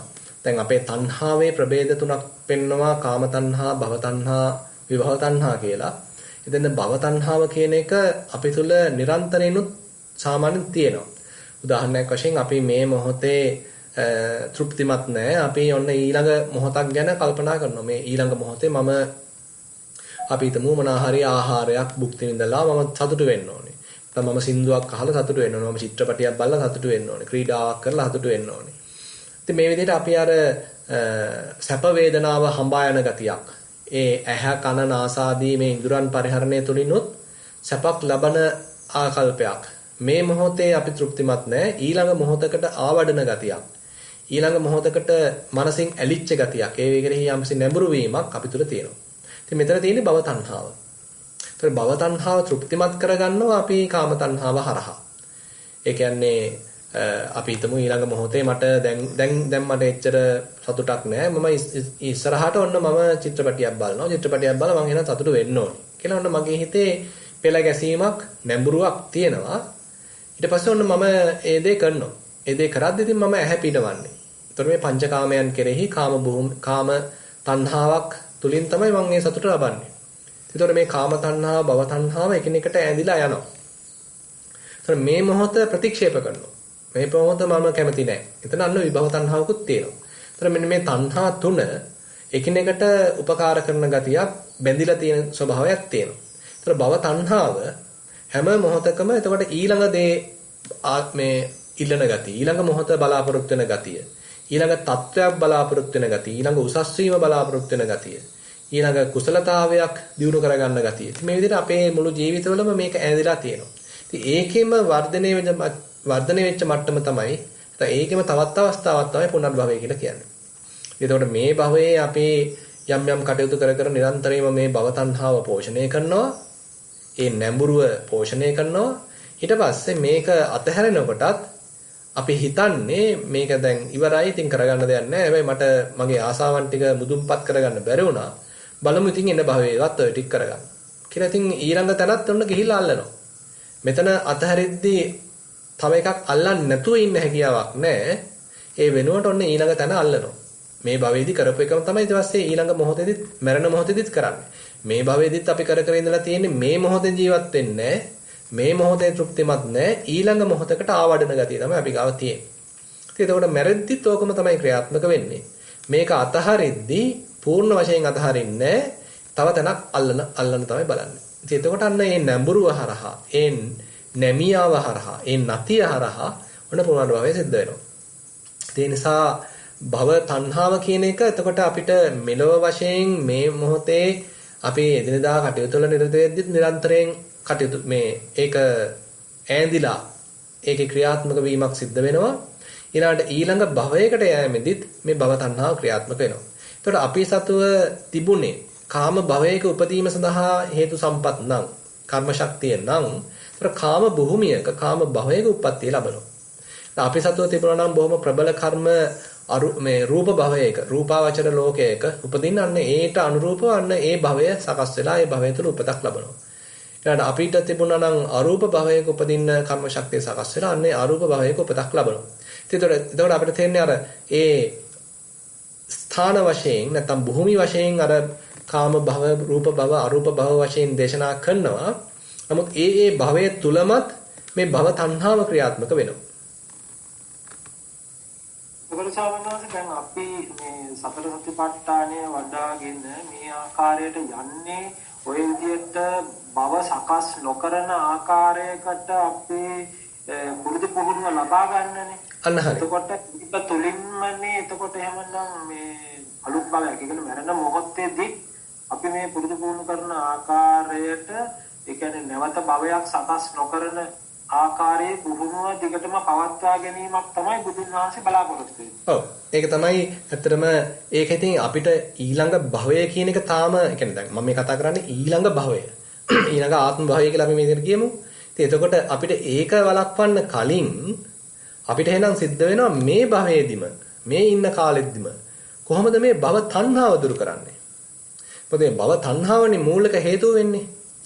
භව තණ්හාවෙන් තමයි ඊළඟ මොහොතට ඇද යන්නේ. හරියට නිකන් අර බූරුවා ඉදිරියේ තියපු කැරට්ටලේ වගේ අපි මේ ඉස්සරහට යන ගතිය තියෙන්නේ. ඊළඟ මොහොතට යන ගතිය තියෙන්නේ. ඇදිලා යන ගතිය තියෙන්නේ.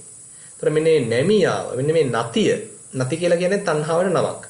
ඒතර මෙන්න මේ නතිය ඊළඟ මොහොතට ඇදිලා යන ගතිය, එබ භව තෘෂ්ණාව, අන්න ඒක එහෙමනම් හඳුනගෙන ඒකෙන් කරන්නේ පෙළඹවීම හඳුනගෙන එහෙමනම් ඒ තණ්හාව දුරු කරන්න, ඒ තණ්හාව මතුවෙනකොට ඒක අතහැරලා දාන්න මෙලවදීම අපි උත්සාහයක් දැරිය යුතු වෙනවා. ඉතින් එතකොට අන්න භව තණ්හාව ඡය කිරීමේ මාර්ගය තමයි එතකොට ක්‍රියාත්මක වෙන්නේ. ඉතින් එතකොට දැන් මම මෙහෙම කියන්නම්. හිතන්න දැන් මේ මොහොතේ ඊළඟ මොහොතක් ගැන ඊළඟ අවස්ථාවක් ගැන හිතේ භව තණ්හාවක් නැත්තම් එතකොට මොකද්ද තියෙන්නේ? එහෙම නැත්නම් ඒ කියන්නේ අපි මොකද උපාදාන නොකර ඉන්න ස්වභාවය. අන්න හරි. එතකොට එන උපාදානයක් වෙන්න විදිහක් නැහැ. ඒතකොට ඒ කියන්නේ උපාදානයක් වුණොත් තමයි භවයක් ඇති වෙන්නේ. උපාදාන පත්‍ය භව. මතකයිනේ නේද? තණ්හා පත්‍ය උපාදානං උපාදාන පත්‍ය භව. අපි තව තැනකට තණ්හාවක් ඇති වෙලා ආසාවක් ඇති වෙලා තවත් තත්වයකට දෙයකට ආසාවක් ඇති වෙලා තණ්හාවක් ඇති වෙලා ගිහාම තමයි යන්න එතන අපි läග ගන්න. එතන ග්‍රහණය වෙන්නේ. එතන උපාදාන වෙන්නේ. එතකොට තමයි යන්න ලෝකයක් එතන අලුත් තත්වයක් උද්ගත වෙන්නේ. මතු වෙන්නේ. ඉතින් අපි උත්සාහ කරනවා නම් මේ தત્ත්වය වළක්ව ගන්න. කිසි දෙයක් ඇසුරු නොකර, කිසි දෙයක් අල්ල ගන්න නැතුව, කිසි දෙයක් ග්‍රහණය කරන්නේ නැතිව වාසය කරන්න උත්සාහ වෙනවා නම් එතෙන්දී යන්න භව තණ්හාව ක්‍රියාත්මක වෙන්නේ නැහැ. එතෙන්දී උපාදානයක් ඒ නිසා ඇති වෙන්නේ නැහැ. අන්න එතකොට බුදුහාඳුරෝ කියනවා භව නිරෝධෝ නිබ්බාන. එහෙමනම් මේ භව නිරෝධයක්. ඒක එතකොට එහෙනම් කෙනෙක් මෙලෝ වශයෙන්ම ඒ සාක්ෂාත් කරන්නේ. මේ ඊළඟ භවය නිරුද්ධ වීම කියන එක ඇවිල්ලා ඒක මේ බොහොම අනාගතයක් ගැන කතා කරන දෙයක්. නමුත් භව නිරෝධෝ නිබ්බානං කියන එක බුදුරජාණන් වහන්සේ නම් මෙලොවදීමයි එහෙනම් සාක්ෂාත් කරන්න අපිට උගන්වන්නේ. ඒ කියන්නේ ඊළඟ මොහොතක්, ඊළඟ භව තත්වයක්, ඊළඟ අපිටම තෘප්තිමත් භාවයක් නෙමෙයි මේ මොහොතේ සංසිඳීමක්, මේ මොහොතේ තෘප්තිමත් බවක්, මේ මොහොතේ උපාදාන නොකර වාසය කිරීමක්, මේ මොහොතේ සතුටින් වාසය කිරීමක්, මේ මොහොතේ සාමකාමීව වාසය කිරීමක්. එහෙම නැති එහෙම දෙයක් කරන්න පුළුවන් නම් ඒකට අන්න භවයක් නිරුද්ධ වෙලා. අලුත් තත්වයක් ගැන මේ හිතේ නැමියාවක්, ඒ ගැන ආසාවක්, ඒ ගැන උපාදානයක්, ග්‍රහණය කිරීමක් එහෙම එකක් නැහැ. මේ මොහොත තෘප්තිමත්. මේ මොහොත සතුටින් ඉන්නේ. මේ මොහොත උපාදාන වලින් තොරයි. මේ මොහොත අනිශ්චිතයි. එහෙමනම් අතන තියෙන්නේ බහු නිරෝධයක්.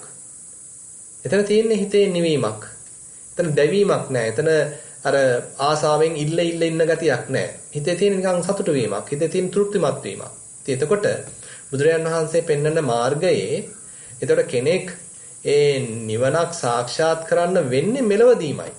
අතෝ ඊළඟ භවයකදී සාක්ෂාත් කරන නිවනක් නෙමෙයි මේ පෙන්වන්නේ.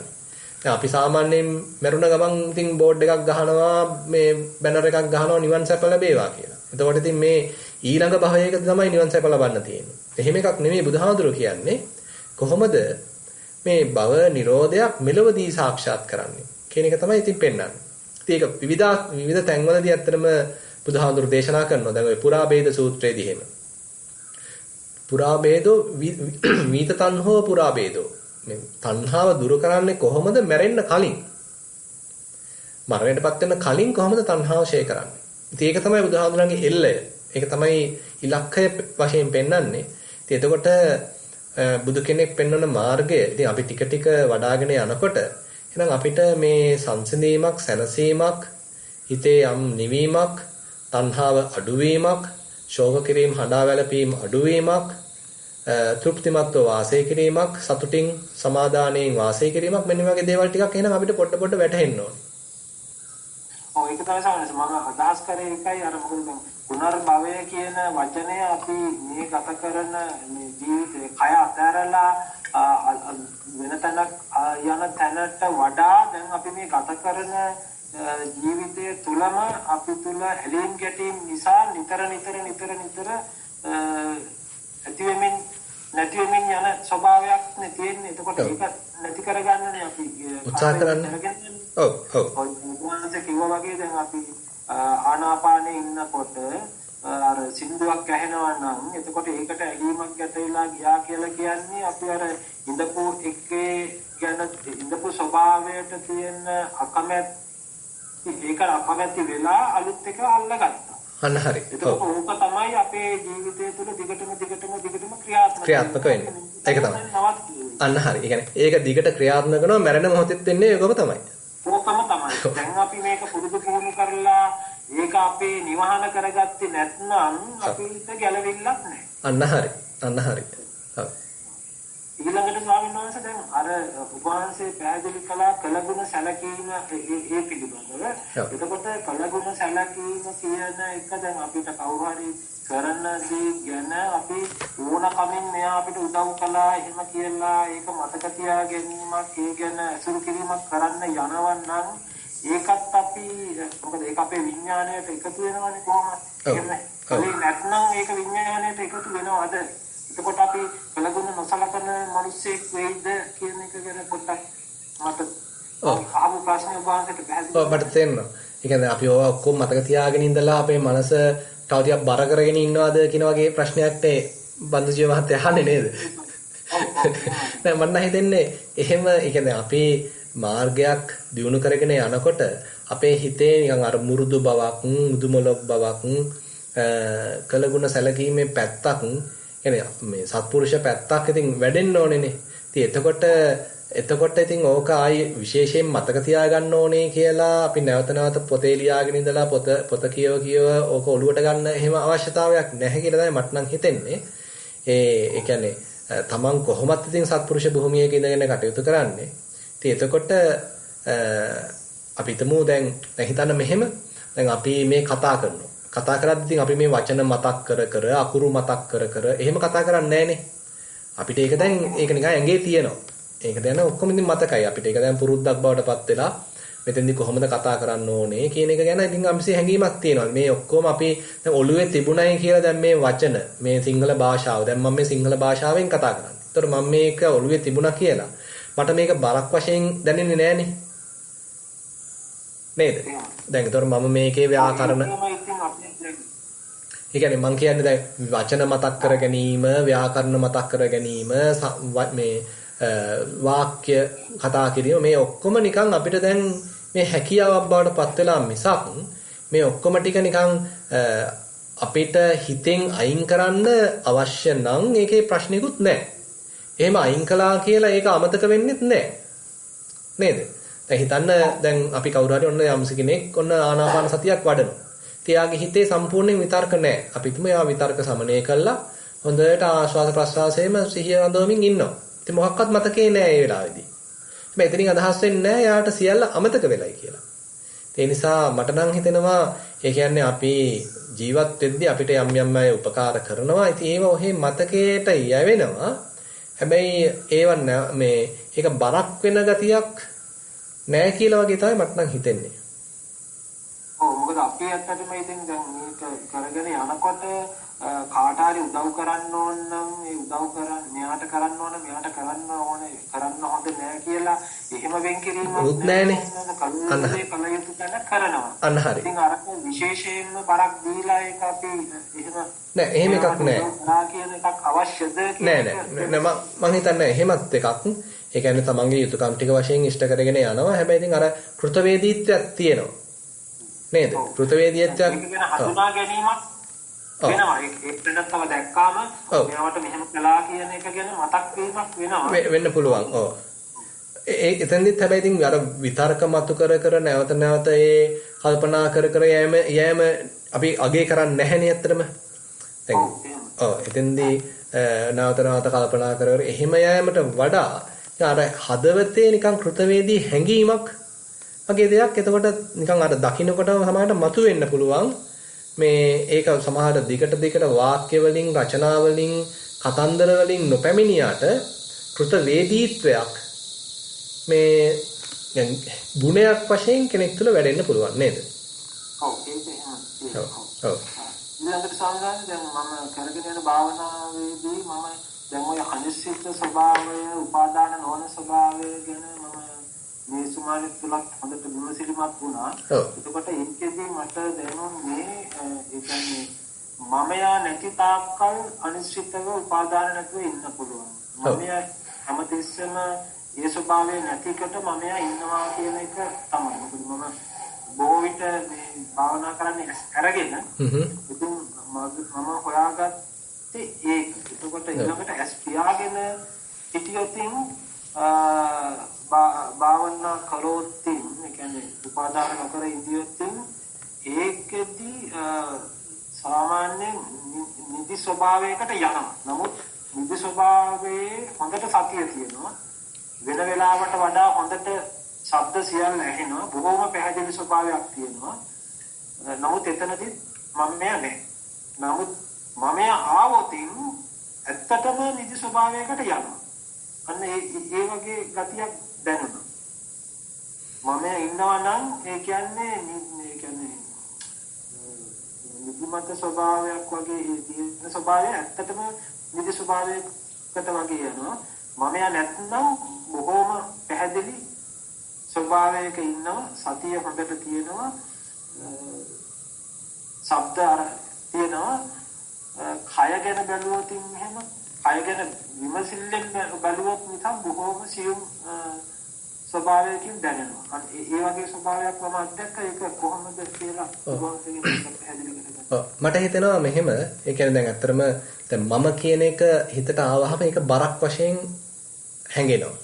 මෙතෙක් වෙලා බොහොම සැහැල්ලුවෙන් තිබිච්ච හිත දැන් ආයි මම ඉස්සරහට ආවා. එතකොට හිත බර වීමක් අර තිබිච්ච සැහැල්ලුව අහිමි වීමක් තියෙනවා. ඒතකොට නිකන් අර නිදිබර ගතියක්, නිදිමත ගතියක් වශයෙන් අපි ඒක ඉන්ටර්ප්‍රිට් කරනවා. අපි ඒක නිකන් අර්ථ දක්වනවා. එහෙම දෙයක් කියලා තමයි මට නම් හිතෙන්නේ. මොකද අර මම නැති ස්වභාවය, මම එක් හදන්න නැති ස්වභාවය තුළ තියෙන්නේ නිකන් හුදෙක් පැවැත්මක්. හුදු අවයානස් එකක්. හුදු දැනුවත් බවක්. බොහොම નિરાයාස දැනුවත් බවක් තියෙනවා.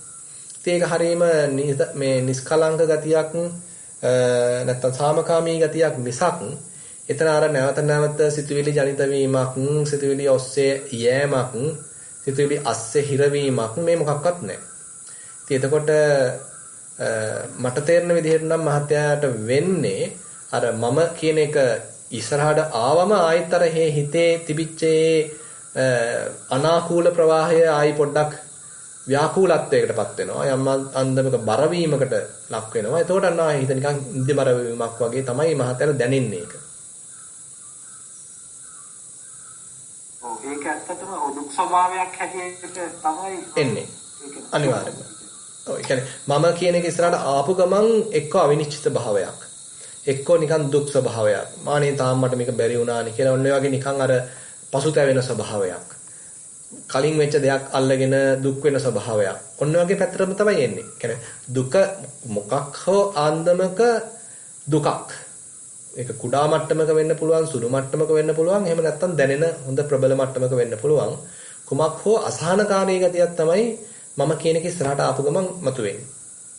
පුජ්‍යල භාවය මම කියන එක ඉස්සරහට ආපු ගමන් මතුවෙන්නේ අන්න ඒ බඳු ස්වභාවයක්. එතකොට දැන් බුදුරජාණන් වහන්සේ පෙන්වන්නේ කොහොමද එතකොට අපි මේ මාර්ගයක් දියුණු කරන්නේ? ඒ අපි ලබන අත්දැකීම තුලත් රූපයක් බලනවා. ඒ රූපය තුලට ගිහිල්ලා අපි ඉන්නෙත් නැත්තම්, එතන පදිංචි වෙන්නෙත් නැත්තම්. ඊට අපි මෙතන මම ඉඳගෙන එහා බලනවා. මට මේක පේනවා කියලා අපි මෙතන අපි පදිංචි වෙන්නෙත් නැත්තම්, මේ අතරමැද අපි පදිංචි වෙන්නෙත් නැත්තම්, එතකොට බුදුහාඳුරෝ කියන අතනත් එහෙනම් මමෙක් නෑ, මෙතනත් මමෙක් නෑ, මේ අතරමැදක් මමෙක් නෑ. ඒසේවන්තෝ දුක්ඛස්ස. මෙන්න මේම දුකෙහි කෙලවරයි. කියලා බුදුහාඳුරෝ පෙන්වන්නේ. එතකොට කියන්නේ අපි කොහේ හරි මමත්වයක් හැදුනා නම් එතන දුකක් තියෙනවා. පැහැදිලි ස්වාමීන් වහන්සේ. හොඳයි. වාසයට බොහෝම නිදුක් බව නිරෝගීව ප්‍රාර්ථනා කරනවා. තෙරුවන් සරණයි. හොඳයි. තෙරුවන් සරණයි.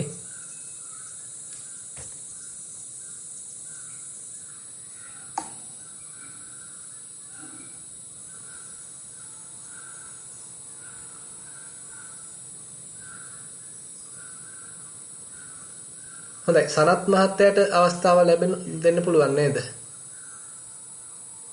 කෝ ක්‍රිෂාන්ති එරුවන් සර්ණයි ස්වාමීන් වහන්සේ. ඔව්. මම කතා කරන්නේ පානදුරින්. ඇත්තටම මේ මට දැනගන්න අවශ්‍යයි අපේ පුනර්භවයේදී ඇතිවෙනා වූ විඥානයේ බැස ගැනීමත් මජ්ක්‍ධිම නිකායේ තියෙන තණ්හා සංකේ සූත්‍රයේ සාති ස්වාමීන් වහන්සේට විඥානයේ ගමන් කිරීමත් අතර වෙනස මොකක්ද? මට විඥානයේ බැස ගැනීම ගැන අපහසුතාවයක් තියෙන නිසා ඒ අර සූත්‍රේම උදාහරණයක් ගත්තේ. නම් කිසිම වංශයක කරදරයක් නැත්නම් මට පැහැදිලි. හොඳයි. ඒක ඇත්තට මතු කරපේක හොඳයි. ඒ කියන්නේ දැන් මෙතන විඥානයේ බැස ගන්නවා කියන එකෙන් අදහස් වෙන්නේ දිගට පවතින අඛණ්ඩ විඥානයක බැස ගැනීමක්. දැන් විඥානයේ එතන යම් අරමුණු ඇසුරු කර එතන පහළ වෙවි නැති වෙවි යන විඥාන ධාරාවක් මිසක් දිගින් දිගට පවතින විඥානයක් මේ සඳහන් වෙන්නේ නැහැ. දැන් අතන සාති භික්ෂුවට ඇති උනේ මහා තණ්හා සංකේ සූත්‍රයේදී විස්තර වෙන්නේ. එයා කියන්නේ එහෙම නෙමෙයි, මේක දිගට පවතින විඥානයක්. දිගටම තියෙනවා ඒක. මේ භවයේ තිබුණා යම් විඥානයක්, ඊළඟ භවයේත් විඥානයක් තිබුණා, කලින් භවයේත් විඥානයක් තිබුණා. මේක මේ දිගට පවතින ආත්මීය ස්වභාවයක්. නොනැසී පවතින ආත්මීය ස්වභාවයක් තමයි එතෙන්දී එයා මතු කරන්නේ. නමුත් බුදුරජාණන් වහන්සේ පෙන්වන්නේ හේතු නිසා පහළ වෙන විඥානය. ඒ හේතු ටික නැත්තම් පහළ වෙන විදිහක් නැහැ. දැන් උදාහරණයක් වශයෙන් කියනවා නම් දැන් අපි රූපයක් බලනකොට අන්න ඒ රූපයත් අපේ ඇහත් අසුරු කරගෙන පහළ වෙච්ච විඥානයක් තියෙන්නේ. අපි සද්දයක් අහනකොට අපේ කනත් ඒ සද්දයත් අසුරු කරගෙන පහළ වෙච්ච විඥානයක් තියෙන්නේ. එතකොට අපිට තේරෙනවා මේ පහළ වෙන විඥාන, ඒ බැස ගන්න විඥාන, ඒ ආශ්‍රිත ස්ථාන ඇසුරේ ඊට අරමුණු වෙච්ච ඒ ඉන්ද්‍රයන් ඇසුරේ තමයි එනම් මේක පහළ වෙන්නේ. ඒ මොකක් හෝ ඒ හේතුන් සම්පාදනය වෙලා නැත්තම් ඒක පහළ වෙන්න විදිහක් නැහැ. ඉතින් එතකොට එතන ඒ හේතුන් මත පහළ වෙන විඥාන මිසක් අඛණ්ඩව පවතින විඥානයක් නැහැ. හැබැයි මෙතන තියෙන ප්‍රශ්නේ දැන් මේ පහළ වෙන විඥාන බොහොම වේගවත්ව මේක සිද්ධ වෙනවා. ඇහි විඥාන පහළ වෙනවා, කනේ විඥාන පහළ වෙනවා. මේ විදිහට අර ඒ ඉන්ද්‍රයන් ඇසුරෙන් විඥාන පහළ වෙද්දී මේක ටක් ගාලා බොහොම ෂණිකව ඇතිවි නැතිවි අඛණ්ඩ ධාරාවක් වශයෙන් යනවා මිසක් එතකොට අපිට අර ඒකේ ඒ තියෙන වේගවත් බව නිසා අපිට මේක වටහා ගන්න බෑ මේක ඇතිවි නැතිවි වෙන ස්වභාවයක් මෙතන තියෙන්නේ කියලා. අපිට තේරෙන්නේ නිකන් මේක දිගට තියෙනවා කියලා. දැන් සරල උදාහරණයක් වශයෙන් කියනවා නම් ගිනි බෝලයක් කරකවනකොට අපිට ඒක පේන්නේ ගිනි වලල්ලක් වගේ. නමුත් අපි ඒක නතර කරාම අපිට තේරෙනවා මෙතන ගිනි වලල්ලක් නෑ. මෙතන තියෙන තනි ගිනි පුළිඟුවක්. නමුත් ඒක වේගයෙන් කරකිනකොට අපිට ඒක වලල්ලක් වගේ නිරූපණය වෙනවා. අපිට ඒක වලල්ලක් වගේ පේනවා. ඔන්න ඔය වගේම දෙයක් මෙතනක් තියෙන්නේ. තනි දිගට පවතින විඥානයක් නැහැ. එතන ඇතිවි නැතිවි යන එතන ඇසුරු කරන ඒ හේතුප්‍රත්‍යයන් මත හටගැනීමෙන් නිරුද්ධ වී යන විඥාන ස්වභාවයක් තියෙන්නේ. ඒ මිසක් දිගට පවතින විඥානයක් නැහැ. දැන් පුනර්භවයකදී වුණත් අපි හිතමු ඔන්න අපි දැන් මේ භවයේදී දැන් උදාහරණ පුනර්භවයට යන්න ඕනේ නැහැ. අපි ගමු ආනාපානයේ උදාහරණයක්. අපි මෙතෙන්දි ගත්ත එක. දැන් අපි ආනාපානයේ වඩමින් හිටියා. ආශ්වාස ප්‍රශ්වාසයට අපි අවධානය යොමු කරමින් හිටියා. ඉතින් එතනත් එක විඥානයක් නෙමෙයි මේ කතා කරන්නේ. ආශ්වාසය දැනගනිද්දි විඥාන ධාරාවක් ඇතිලා නැතිලා යනවා. ප්‍රශ්වාසය දැනගනිද්දි විඥාන ධාරාවක් ඇතිලා නැතිලා යනවා. ඉතින් හැබැයි මේ සියලු විඥාන ධාරාව මේ ආශ්වාස ප්‍රශ්වාස කියන ස්වභාවයන් ඇසුරු කරමින් ඒ වගේම අපේ කය ඇසුරු කරමින් තමයි ඒතකොට මේවා පහළ වෙන්නේ. ඊට පස්සේ අපි හිතමු ඔන්න අපි සද්දයකට සින්දුවකට ඔන්න හිත ගියා. එතන ඔන්න දැන් සෝත විඥාන. ඒතර එතනත් හිතන්න දැන් සද්දයක අපි හිතමු විවිධ ස්වර තියෙනවා. අපි සින්දුවක ඔන්න විවිධ ස්වර තියෙනවා. දැන් එක ස්වරයක් හඳුනගන්න එක මේ විඥානනේ. ඊටත් එහා යන්න වෙනවා. ඒ ඇත්තටම මේවා අංශු මාත්‍ර මට්ටමකට කඩන්න වෙනවා. අපි හිතමු නිකන් ස්වර 7ක් ඔන්න ඇහුණා කියලා. ඒතකොට එතන විඥාන 7ක් කියලා කියන්න පුළුවන්. නමුත් ඒකත් වැරදි. විඥාන 7ක් නෙවෙයි විඥාන කෙල කෝටි ගාණක් ඇති. මේ එතන තනි විඥාන නෙමෙයි. ඒ කියන්නේ අපි හිතමු එක වචනයක් ඇහෙද්දි පහළ වෙච්ච විඥානය නෙමෙයි ඊළඟ වචනේ ඇහෙද්දි පහළ වෙන විඥානය. ඊළඟ වචනේ අහද්දි පහළ වෙන විඥානය. දැන් ඒ වචනේ ඇතුළෙත් අපි ගත්තොත් තවත් ටිකක් කඩලා ඒ වචනේ ඇතුළේ ඔන්න සද්ද රසක් තියෙනවා. අපි හිතමු සද්ද 10ක් තිබුණා. ඒ එක සද්දයක් වෙන් වශයෙන් හඳුනගන්නේ විඥාන 10කින්. ඊළඟට ඒ එක සද්දයක් ගත්තොත් ඒ එක සද්දයක හඳුනා ගන්න මට්ටම නැත්නම් හට ගන්න මට්ටම තව පොඩ්ඩක් දිගට තියෙන මට්ටම ඒක වෙනස් වෙන මට්ටම මේ ඔක්කොම හඳුනාගන්නෙත් විඥාන රසකින්. ඒතර මෙතන මේ බොහොම ශීඝ්‍රව සිද්ධ වෙන විඥානවල ඇතිවීම නැතිවීම ප්‍රවාහයක් තමයි මෙතන තියෙන්නේ. දැන් අපි තවත් පැත්තකින් තියනවා දැන් අපි දන්නවා AC කරන්ට් එක.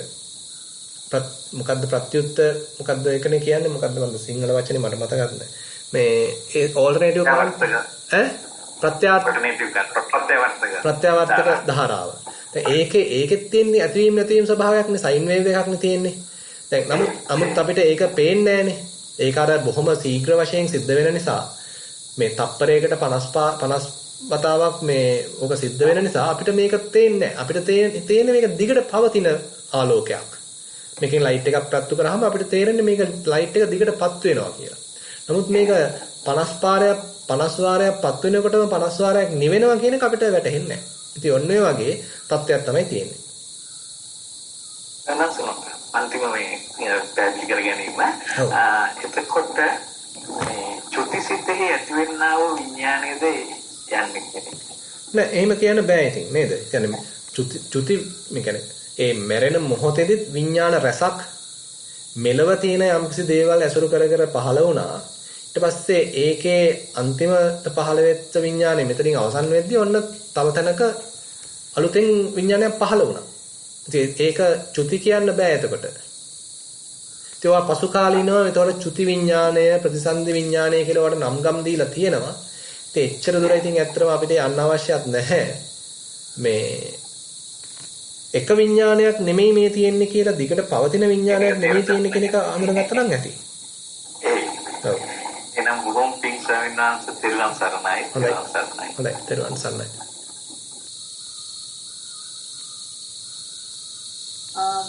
තව කෙනෙක් අතැසවීමක් කර තිබෙනවා විනීතා ජයසිංහ. කතා කරන්න ඔබගේ මයික් එක අන්මියුට් දැන්.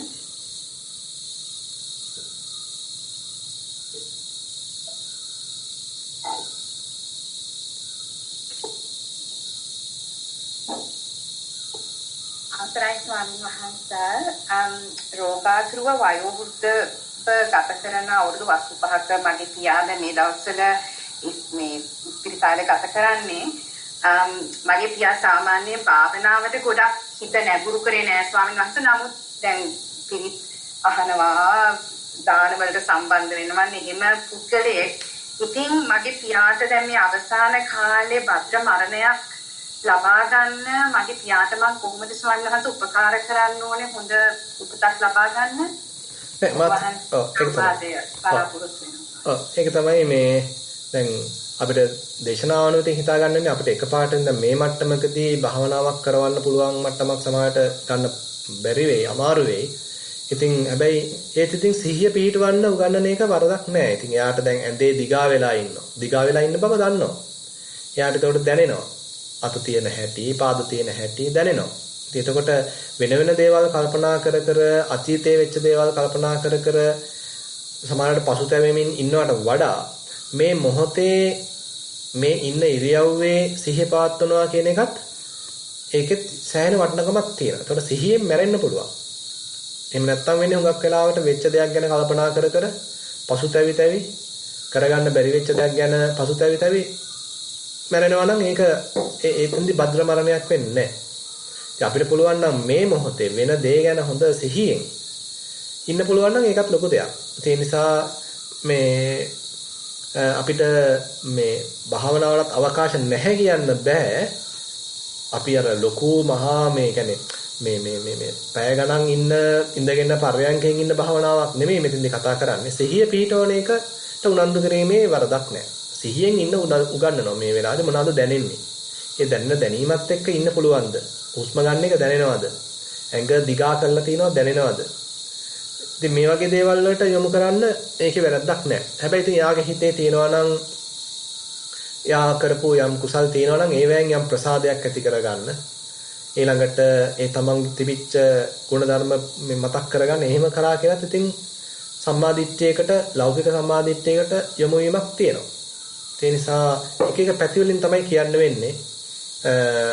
ඒ තැනත්තගේ තීච්ඡ කුසලතාවය අනුව තමයි ඉතින් මෙතෙන්දී මේ වගේ තැනකදී කතා කරන්න වෙන්නේ.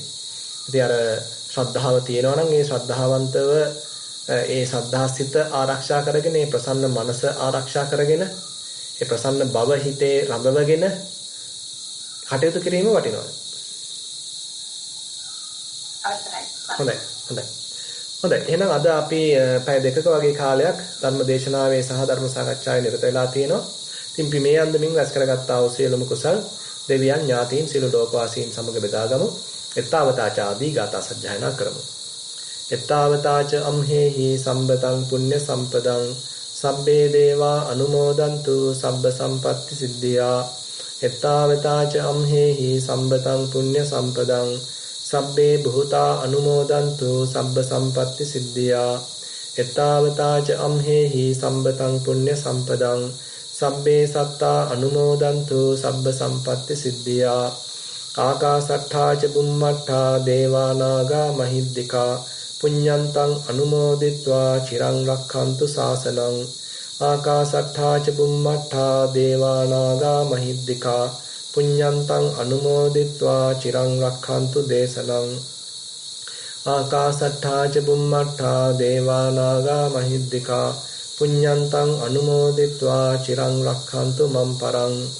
ඉදං වෝ ඥාතීනං හෝතු සුඛිතා හුන්තු ඥාතයෝ. ඉදං වෝ ඥාතීනං හෝතු සුඛිතා හුන්තු ඥාතයෝ. ඉදං වෝ ඥාතීනං හෝතු සුඛිතා හුන්තු ඥාතයෝ. ඉමිනා පුඤ්ඤ කම්මේන මාමේ බාල සමාගමෝ සතං සමාගමෝ හෝතු යාව නිබ්බාන පත්තියා. ඉමිනා පුඤ්ඤ කම්මේන මාමේ බාල සමාගමෝ සතං සමාගමෝ හෝතු යාව නිබ්බාන පත්තියා. ඉමිනා පුඤ්ඤ කම්මේන මාමේ බාල සමාගමෝ සතං සමාගමෝ හෝතු යාව නිබ්බාන පත්තියා. සාදු සාදු සාදු.